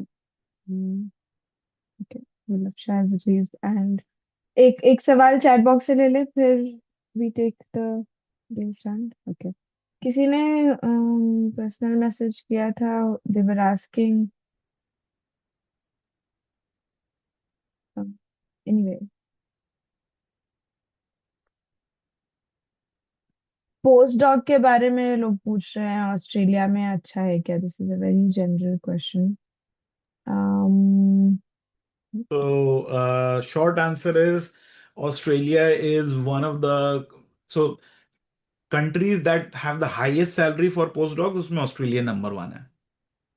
सो as a postdoc it's very hard to get, but if you get it, you will be super, super, super well paid. So I would highly recommend Australia over any other country to do a postdoc. Yeah, unless like कि आपकी research के मसले हो रहे हैं, कि मान लीजिए आपको जिसमें आपको एकदम काम ही करना है, उसमें कोई बंदा ही नहीं है या कोई स्कोप ही नहीं है, तो unless other something like that. किसी ने ये भी पूछा है कि can you also speak about NIV. NI? V. What that means. I have no idea about NIV. मतलब किस context में? I don't understand. Yeah, the question. Yeah. जी. गुलफ्शा, आप अपने आप को अनम्यूट कर अपना सवाल पूछ लीजिए. जी शुक्रिया. अस्सलाम वालेकुम भाई. मेरी मास्टर्स 2 साल पहले हो गई थी और मैंने 2 साल काम किया है. NGO में काम कर रही हूँ, लेकिन काम टीचिंग से ही रिलेटेड है पूरा. तो जो आपने कहा टीचर से रिलेटेड भी बहुत सारी जॉब्स हैं, तो वो कंसिडर करेंगे इस तरीके की एक्सपीरियंस को. प्लस मैं इस दौरान PhD के लिए भी मैंने काफ़ी जगह अप्लाई किया, यूरोप वगैरह में, इन सब में. वही बस यही है कि प्रोसेस की वजह से मैं रुक जा रही हूँ, कहीं से ट्रांसक्रिप्ट लेना फिर टेस्ट देना. तो मेरे लिए क्या सही रहेगा, PhD या फिर ये जॉब सर्च करना? Yeah, okay. अस्सलाम वालेकुम, अस्सलाम वालेकुम warahmatullahi wabarakatuh. So इसमें ना देखिए, अगर आप इमिग्रेशन का अगर आप सोच रहे हैं, you cannot focus only on one thing. Unfortunately that is the reality.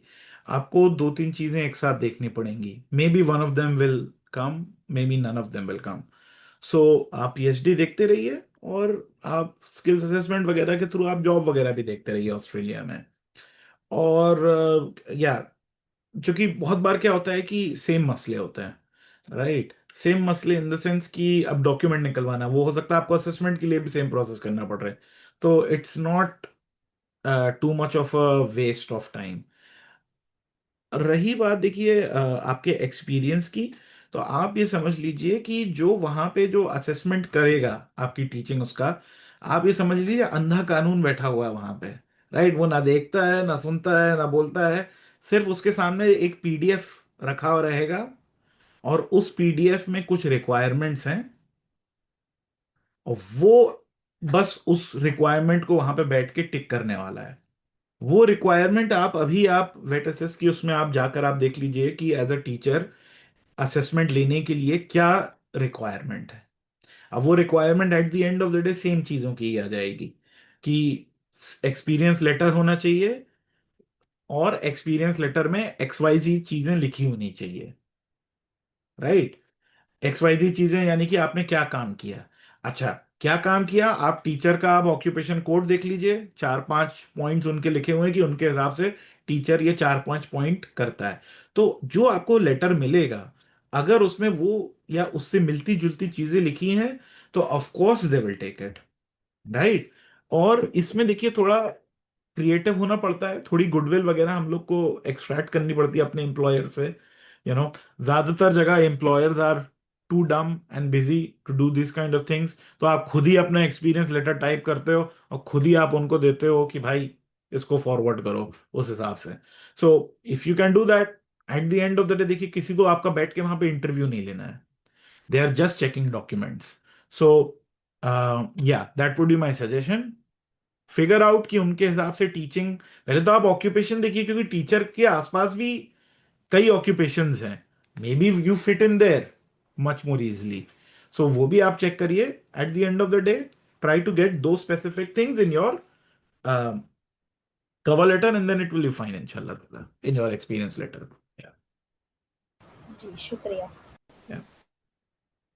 Mohammad summer ने हाथ उठाया, इन्होंने सवाल भी पूछा था कि हाउ कॉस्टली इज ऑस्ट्रेलिया. आप पूछ लीजिए, कुछ और है क्वेश्चन. सलाम अलैकुम शहब भाई. शहब भाई, मैं अभी as a data engineer work कर रहा हूँ हैदराबाद में. मेरे को 4 साल का एक्सपीरियंस है और मेरी जो एज है वो 29 है. मैंने मास्टर्स किया था अलीगढ़ से. मैं ये जानना चाह रहा हूँ कि मुझे PhD करना बेहतर रहेगा या डेटा इस फील्ड में आगे बढ़ना अच्छा रहेगा. डेटा फील्ड में प्लस क्लाउड दोनों का एक्सपीरियंस है, क्लाउड प्लस डेटा दोनों. और ये मेरा मेन सवाल है, क्या क्योंकि एक कारपोरेट वर्ड हो जाता है एक अलग, दूसरा पीएचडी वाला वो एक अलग वर्ड है। तो आप इसके बारे में क्या गाइड करेंगे, और वहाँ पे कैसे कैसे अपॉर्चुनिटीज हैं दोनों को लेकर के? तो आप ये जो समर जो आपका क्वेश्चन है, ये ऑस्ट्रेलिया के कंटेक्स में या जनरल क्वेश्चन है कि आपको ये पीएचडी देखना है? ऑस्ट्रेलिया के कंटेक्ट में both PhD as well as job. Okay. So इसमें कैसा है कि देखिए, at the end of the day Australia as a country बहुत ट्रेडी कंट्री है। वो वर्क एक्सपीरियंस को ज्यादा वैल्यू करती है। With that being said, work as direct वहां से इंडिया से यहाँ पे जॉब लेना विल बी वेरी डिफिकल्ट। यानी कि डिफिकल्ट इन द सेंस एक प्रोसेस है, जैसे मैंने अभी बताया। So PhD could be a good pathway to get into the Australian job market.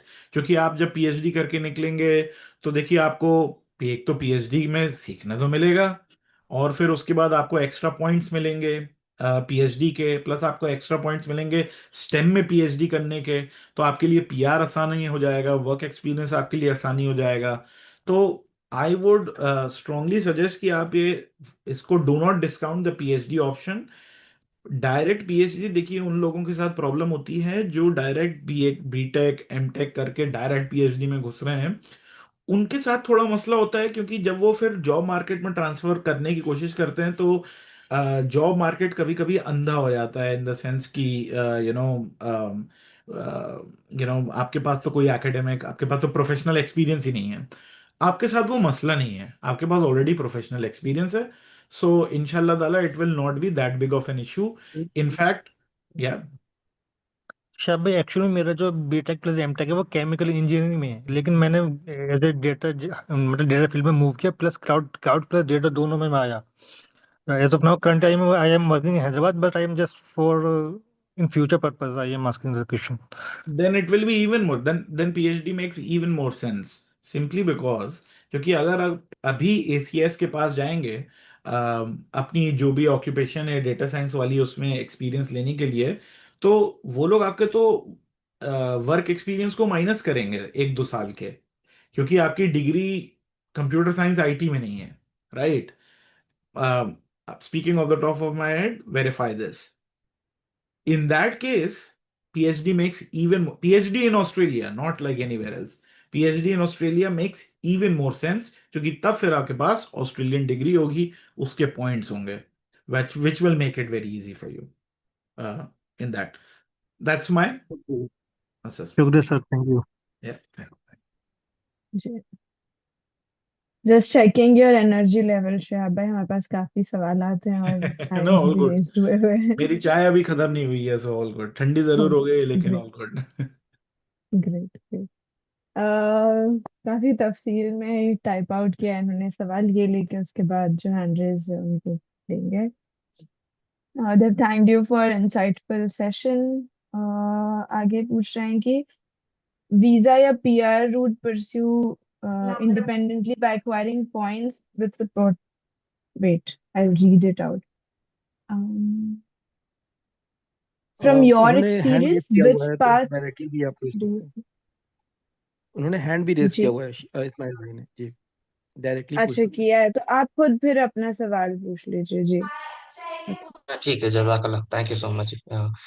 Shayab भाई, अस्सलाम वालेकुम। बहुत वालेकुम। शुक्रिया आपको, जजाकल्लाह खैर, बहुत इंसाइटफुल सेशन था, काफ़ी बहुत यूजफुल था, अल्हम्दुलिल्लाह। सो मेरा क्वेश्चन ये है कि भाई, मेरा बैकग्राउंड है तो सॉफ्टवेयर इंजीनियरिंग में है। मैं अभी ऑटोमेशन आर्किटेक्ट हूँ। मेरा काफ़ी ऑलमोस्ट करियर मुझे यूएस क्लाइंट के लिए काम किया हूँ। So I even had a petition. मैं एक्चुअली स्टैंपिंग के लिए नहीं गया because I do not want to move to US. So मेरा पर्सनल ये है। So couple of times even they applied and मेरा ये भी पिक होया था lottery, but still I do not want to, since it's a healthcare industry. The clients are the healthcare and the retail based.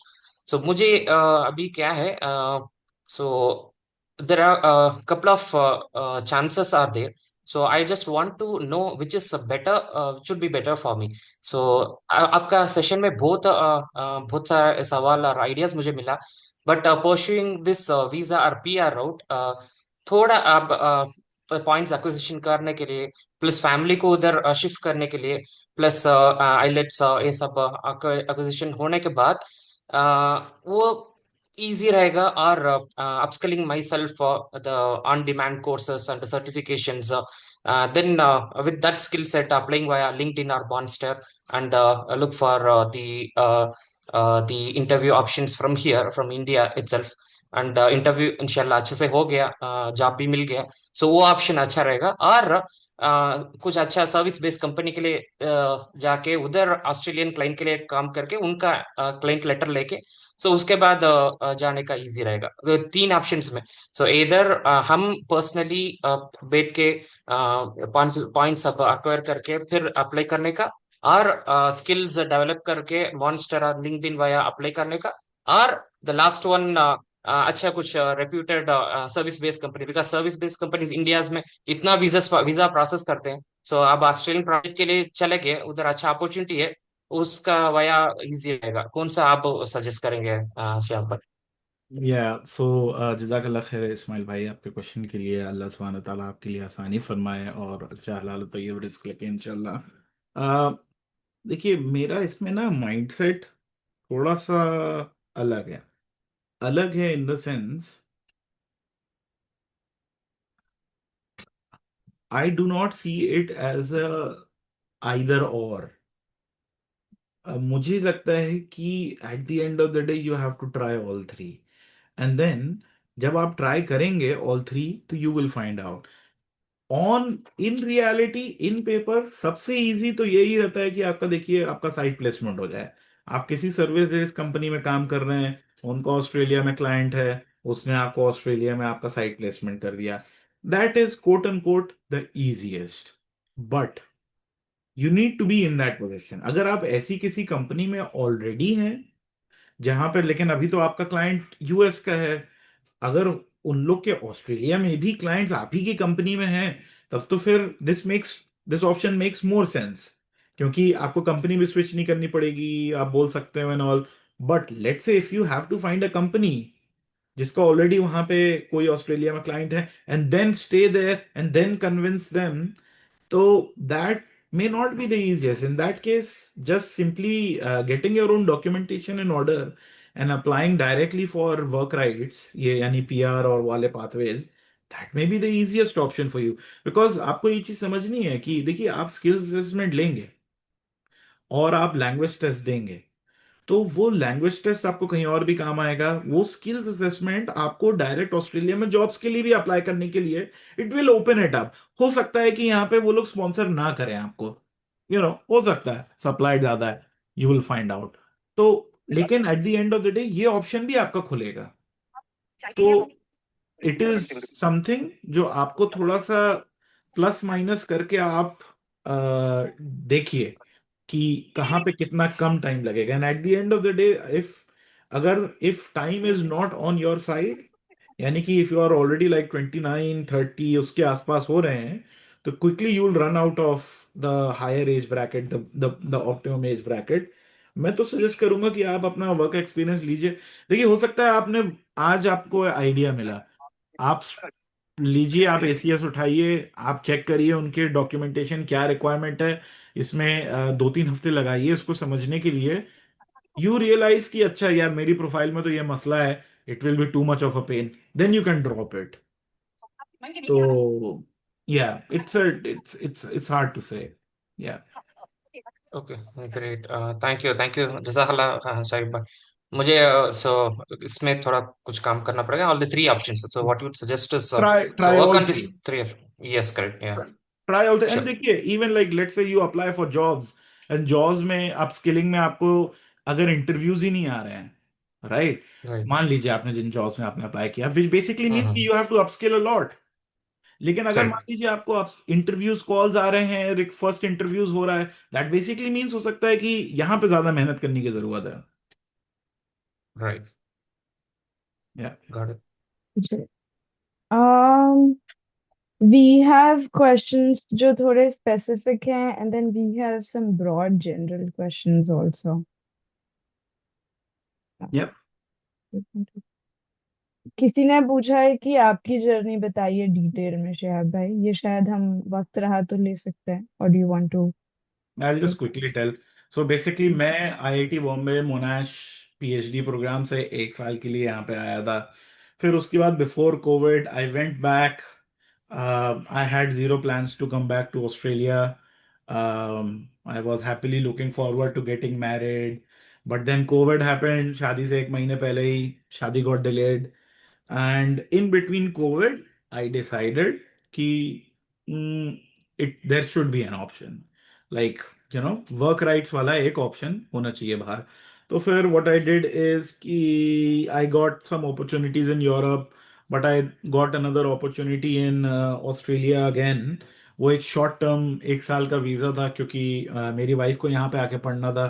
तो आई came here, PhD में के बाद मेरी जेब खाली थी एकदम। So zero savings. So I worked, built some cash savings, and I went through this whole process. Basically engineers Australia में स्ट्रक्चरल इंजीनियरिंग का मैंने असेसमेंट डाला, और उसके बाद वो असेसमेंट लेने में मुझे बहुत टाइम लग गया। There were some complications, 6-7 months। फिर लैंग्वेज टेस्ट मैंने पहले ही दे दिया था। एंड उस वक्त कोविड के बाद there was a huge shortage at that time. तो मेरा ऑब्जेक्टिव ये था कि ये डिमांड्स फ्लक्चुएट होती रहती हैं।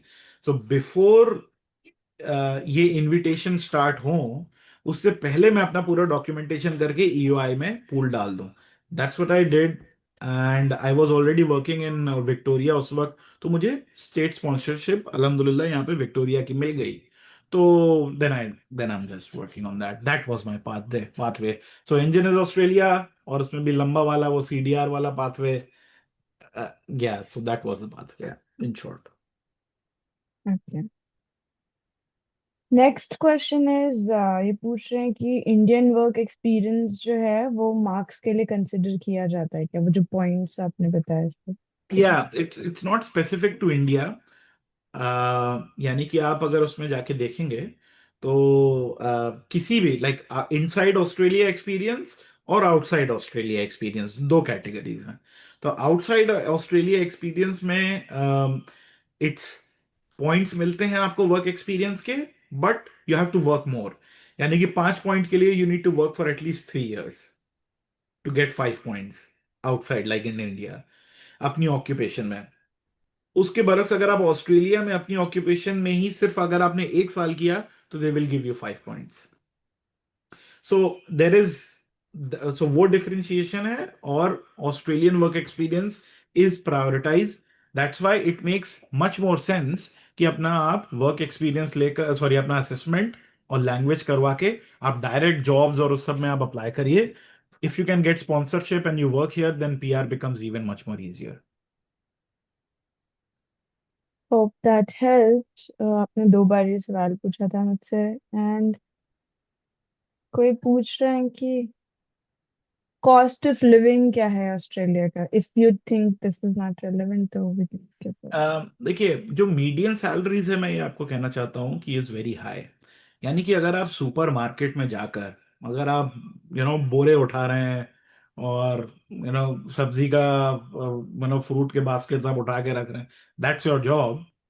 तो आपको kind of minimum wage level आपको यहाँ पे पैसा मिलेगा। That is also good enough for at least one single person. And if two people are working, you can live very comfortable as a family. So I think that is the heuristic that you need to keep in mind, कि यहाँ पे salaries are very very high. मतलब minimum जो salaries हैं। सो अगर आप कुछ भी, अगर आप ऑक्यूपेशन कर रहे हैं, you definitely do well. And cost of living तो देखिए ऐसा है कि it depends on the spending habit. So yeah that's true. Salik, आपने हाथ उठाया है और कह रहे थे कि you were not able to go ahead. Yeah, it was some issue in the system. जी, अस्सलाम वालेकुम शिहाब भाई। मुझे कुछ जनरल क्वेश्चन ही पूछना था। लाइक मैंने बीटेक किया था कंप्यूटर साइंस से जामिया मिलिया से 2019 में, और 6 साल का मुझे एक्सपीरियंस है। और करंटली मैं ओरेकल में वर्किंग हूँ as a backend developer, senior software engineer. तो जैसे ट्रेंड भी चेंज हो रहा है कि मैं एआई की तरफ भी मूव कर रहा हूँ साथ में, बैकएंड के साथ साथ। तो ऑस्ट्रेलिया में किस चीज़ की डिमांड ज़्यादा है, मतलब जॉब की? बैकएंड की तरफ ज़्यादा रहेगी या फिर एआई की ज़्यादा है? और लाइक किसका जो हायर रेंज है सैलरी ब्रैकेट का, वो किसका है? क्योंकि दोनों में मुझे इंटरेस्ट है काफ़ी।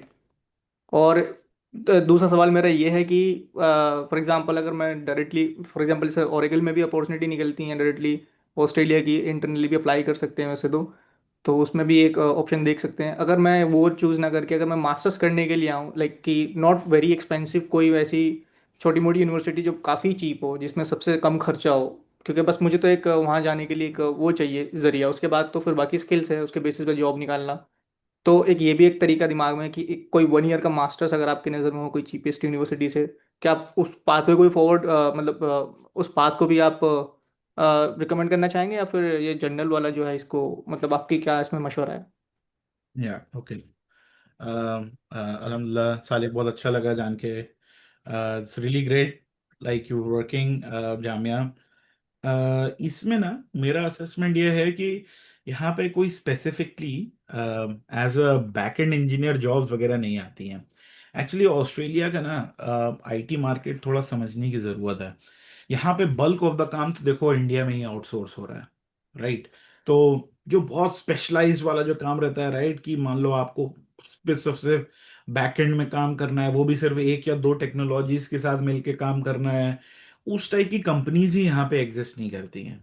यहाँ पे what they want is the other thing around, people who have end to end experience, कि you can take your, अगर एज अ सॉफ्टवेयर इंजीनियर अगर आप बात करो, तो you have the experience of doing the back end, doing the front end, security, deployment, सब।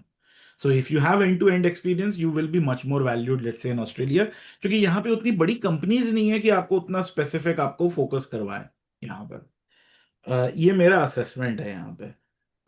तो with okay, so that's one part machine या। लर्निंग वाला पार्ट, लाइक उसमें तो वो तो एक स्पेसिफिक एरिया पे ही फोकस करते हैं उसमें, क्योंकि मशीन लर्निंग भी एक काफ़ी वास्ट हो जाएगा फिर।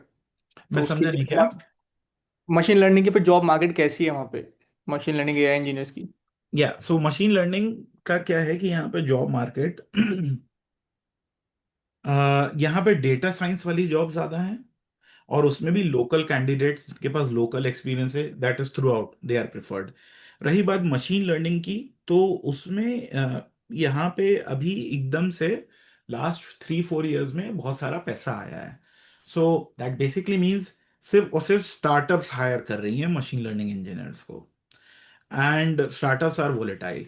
उसमें भी at the end of the day as a machine learning engineer what they expect कि आपके पास एमएल ऑप्स वगैरह का एक्सपीरियंस हो, एंड टू एंड एक्सपीरियंस हो, in the sense you can take the models that are being developed by the data scientist and then you can deploy them, right, cloud वगैरह में। That is what they want in general, right? Of course, and then of course there are some nuances, but this is the bulk of the jobs। वो यही देखेंगे कि आपके पास and to and आपके पास experience है कि नहीं है, और वो एक्सपीरियंस भी लोकल है एक्सपीरियंस कि नहीं है। इसी वजह से मैं आपको रेकमेंड करूंगा कि think a bit more hard about doing a masters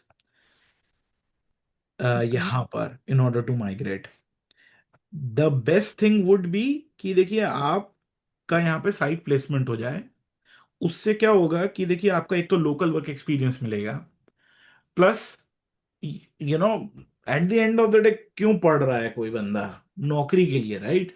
you will have that, plus you will have local work experience, and then based on that your assessment becomes way more easy. And even आप right now I would suggest कि if you have 6 years of experience, आपके पास already आपने अपनी field में आप काम कर रहे हो, go for skills assessment, get that skills assessment done. It will be much more easier for you, क्योंकि देखिए आईटी की जो ऑक्यूपेशंस है ना, उसमें पीआर वगैरह में इट्स डिमांड इज मतलब पॉइंट्स आर हाई, राइट?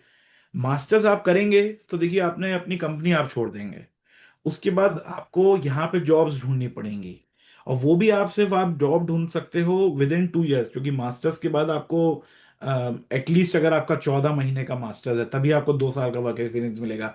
1 साल के वाले डिप्लोमा कोर्सेज में आपको 1 साल का वर्क एक्सपीरियंस मिलेगा। वर्क राइट्स मिलेगा। तो वो 2 साल के अंदर देन यू विल, सबसे पहली बात तो वो ढूंढना आपको बहुत मुश्किल रहेगा job. I know, because I have struggled, I see people struggle. जब तक आपके पास लोकल वर्क एक्सपीरियंस नहीं रहता, इट इज वेरी डिफिकल्ट। तो वो आपके लिए बहुत कॉम्प्ली, और फिर उसके बाद then you have to think of assessment, then you have to think about कि मैं किसी कंपनी को कन्विंस कर लूँ स्पॉन्सरशिप के लिए, यहाँ पे वर्क राइट्स वगैरह के लिए। सो उससे better I would suggest is कि invest some money, get your assessment done today, और try to get site placement. रही बात एआई और उस सब की, तो देखिए, you're intelligent enough, you will get multiple opportunities to upskill. I would suggest upskill while you are in the job. Do not upskill, and if that means going to a startup जहां पे आपको 50 तरह का काम करना पड़ रहा है, then do that. I would much rather recommend that than going to the university to upskill. Yeah, that's just my preference. या शुक्रिया शिहाब भाई। या Yeah. सो इन फ्यूचर आप ऐसे कभी एज ए रेफरेंस भी, जैसे आप लाइक आपके कॉन्टेक्ट्स हो तो रेफर कर सकते हैं क्या उधर भी? It depends.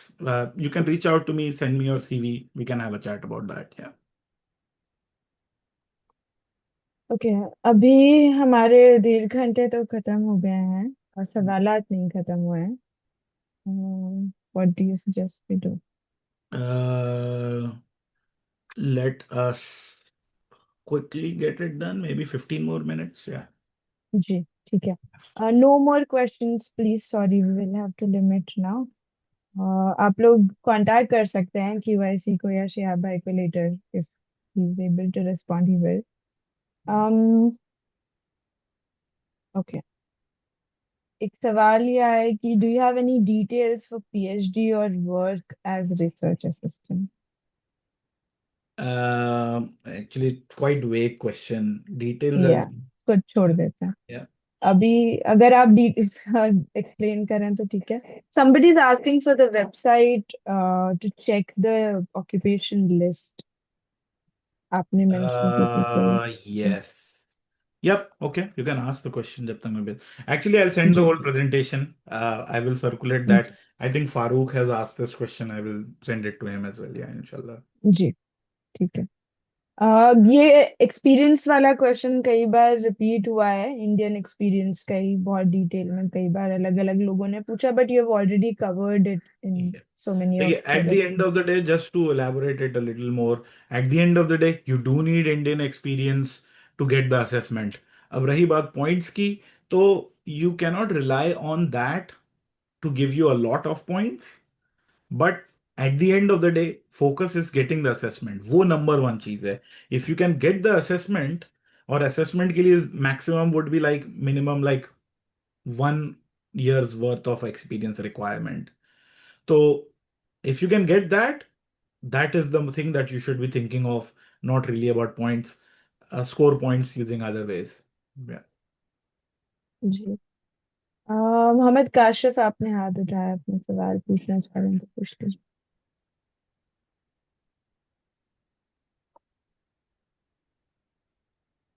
Yeah, Mohammed Kashif.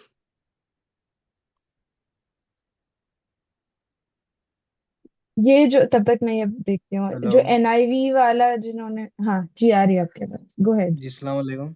वालेकुम सलाम।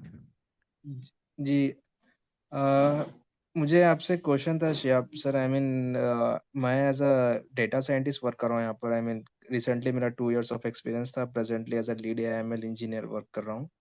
सो I am trying to get into any foreign countries like while applying. तो आपने बताया कि मतलब जो है ना पीएचडी के थ्रू, और अगर मतलब एक बेस्ट वे और आई मीन रूट है अगर से वहाँ आना चाहे, तो मतलब मुझे मालूम करना चाहिए था कि I mean I have been graduated in 2022, so it's been like more than 2 years for me. So what will should be the best option for me, like I mean going for the PhD, like doing masters, and then, or I mean getting through the job only, like applying through the career pages, or I mean leading my own field. Like, it depends. See, you're already working data scientist. You're now developing AI solutions, which basically means कि at the end of the day आपका upskilling हो रहा है, right? That is what matters. Yeah. So PhD देखिए is a different ball game. Speak to some people who have done PhD आप ही की field में and ask them कि उनका 9 to 5 कैसा होता था. What was it like? Try to find such people and then see कि especially if you can find someone जो PhD के बाद इंडस्ट्री में गया है. I would still say कि you are very early career, so uh, you've done the hardest part, which is to find a job. You have a job, जी and- switch companies, switch companies, try to play and optimize there. Maybe do a different kind of a company, different sector, different kind of a profile. मैं suggest ये करूंगा कि वहां पर आप experiment कर कर देखिए what you like what you don't like where you learn. PhD is a different ball game. Just be careful of entering it. Okay Yeah. नहीं आई मीन मैं जितना भी है मतलब आपसे ग्रुप में ही मैं मतलब अब आपसे मतलब थोड़े मेरे मेंटर्स भी थे मुझे असाइन किए जो मैं बात कर रहा हूँ मतलब इजी वे मुझे जो दिख रहा है वो आई मीन PhD दिख रहा है लेकिन मुझे अगर से मैं PhD करूंगा तो it's will be a very different route I mean kind of what do you say I mean totally change हो जाएगा so I want to Yeah, no like yeah, हाँ yeah. You need to think कि is that change for the good or change for the bad? In the sense कि देखिए जरूरी नहीं है कि देखिए PhD में so आपने I जो काम think किया. that will be the best option for coming and like any kind of abroad countries by PhD. PhD is a great option. Why is it a great hmm, option? Because आपको अपनी जेब से पैसा नहीं लगाना पड़ता, right? But ji that is just only one part of the picture. वो एक अलग तरह की ग्राइंड है, right?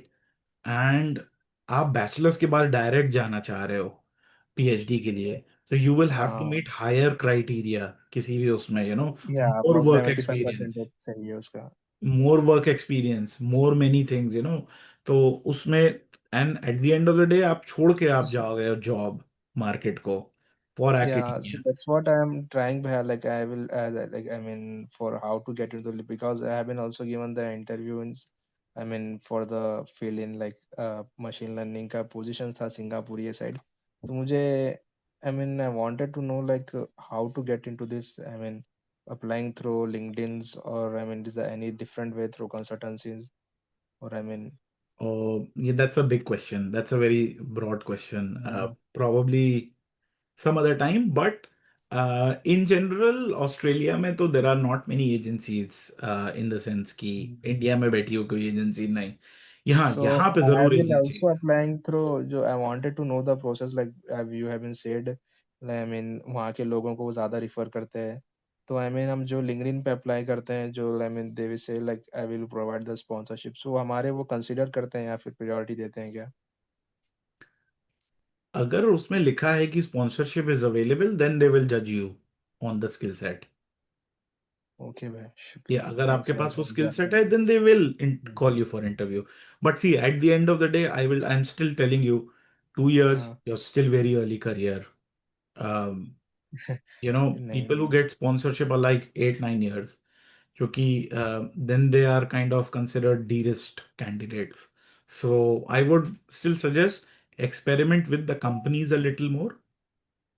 Yeah, okay yeah, okay भाई yeah, जज़ाकल्लाह yeah, yeah. So, We have 5 more minutes जो हमारे extended time है उसमें से कुछ सवाल आते हैं. Let me try speaking them.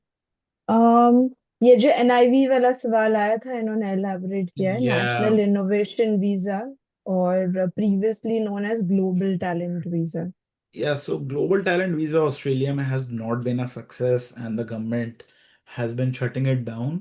So I think थोड़ी बहुत उसमें seats अभी भी हैं but gradually it is getting shut down and at the end of the day ज़्यादातर लोगों को जिनको ग्लोबल टैलेंट वीज़ा मिल रहा है वो यहाँ के PhDs हैं who are working in some startup that is like very high in demand और उनको अपनी कंपनी से स्पॉन्सरशिप लेटर वगैरह काइंड ऑफ मिल जा रहा है. So then they are able to get that.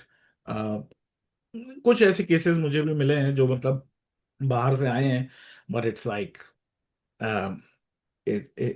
it's getting shut down. I would not count on it. If you are thinking of that route, I would rather suggest try to get a postdoc and then try. Yeah. Hope that answers your question.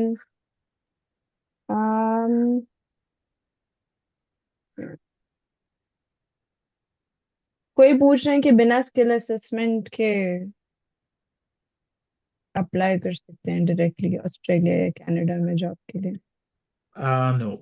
No, जी not possible. You can apply, but filtered out. Yeah. एक question family को related भी है. हाँ, there was one, yes.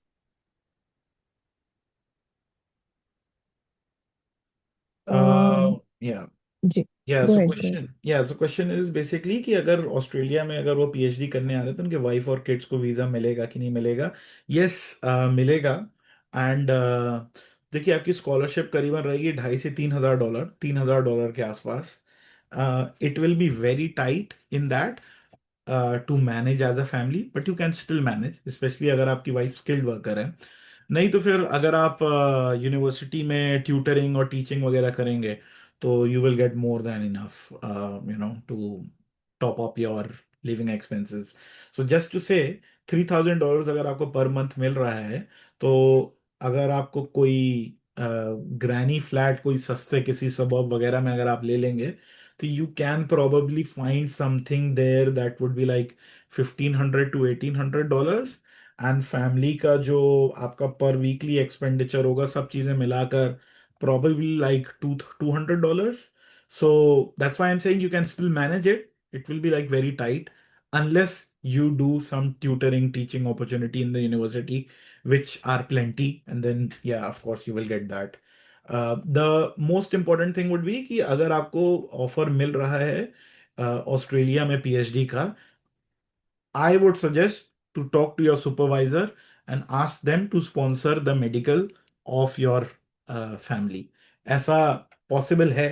If they have the funds they can, and if they really want you, तो वो आपकी wife और आपके बच्चे के लिए जो हेल्थ इंश्योरेंस लेना रहता है, they can pay for that as well. That could be a money saved. Yeah.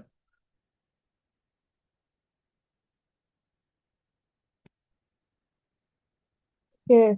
बाकी सवाल ऑलमोस्ट रेपिटेटिव ही हैं. लोगों ने अपने स्पेसिफिक कंडीशंस को पूछा है, पर वर्क एक्सपीरियंस और उसके पॉइंट्स वगैरह के ताल्लुक से हैं. I think that's it. जज़ाकल्लाह खैर शिहाब भाई, सो मच. अल्लाह मुबारक, अल्लाह और बरकत दे आपके नॉलेज में, आपके काम में. It is very lucid and in detail. काफी पेशेंटली आपने हर एक सवाल को भी लिया. अगर किसी को लग रहा है कि उनका सवाल नहीं एड्रेस हो पाया है, तो हम अपना प्रेजेंटेशन जरूर, रिकॉर्डिंग जो है वो शेयर करेंगे, प्रेजेंटेशन शेयर करेंगे. Please go through it. उसके बावजूद आपको लगता है कि मुश्किल पेश आ रही है, तो you can reach out and see. हर एक की बिल्कुल डिटेल स्पेसिफिक कंडीशन को रेस्पॉन्ड करना, it's not humanly possible also. But thank you so much everyone for being here till the end. Okay, Yeah. Jazakallah Thank you. khair. Jazakallah khair. बहुत बहुत शुक्रिया. अस्सलाम वालेकुम. अल्हम्दुलिल्लाह, शुक्रिया, अस्सलाम वालेकुम. Assalamualaikum.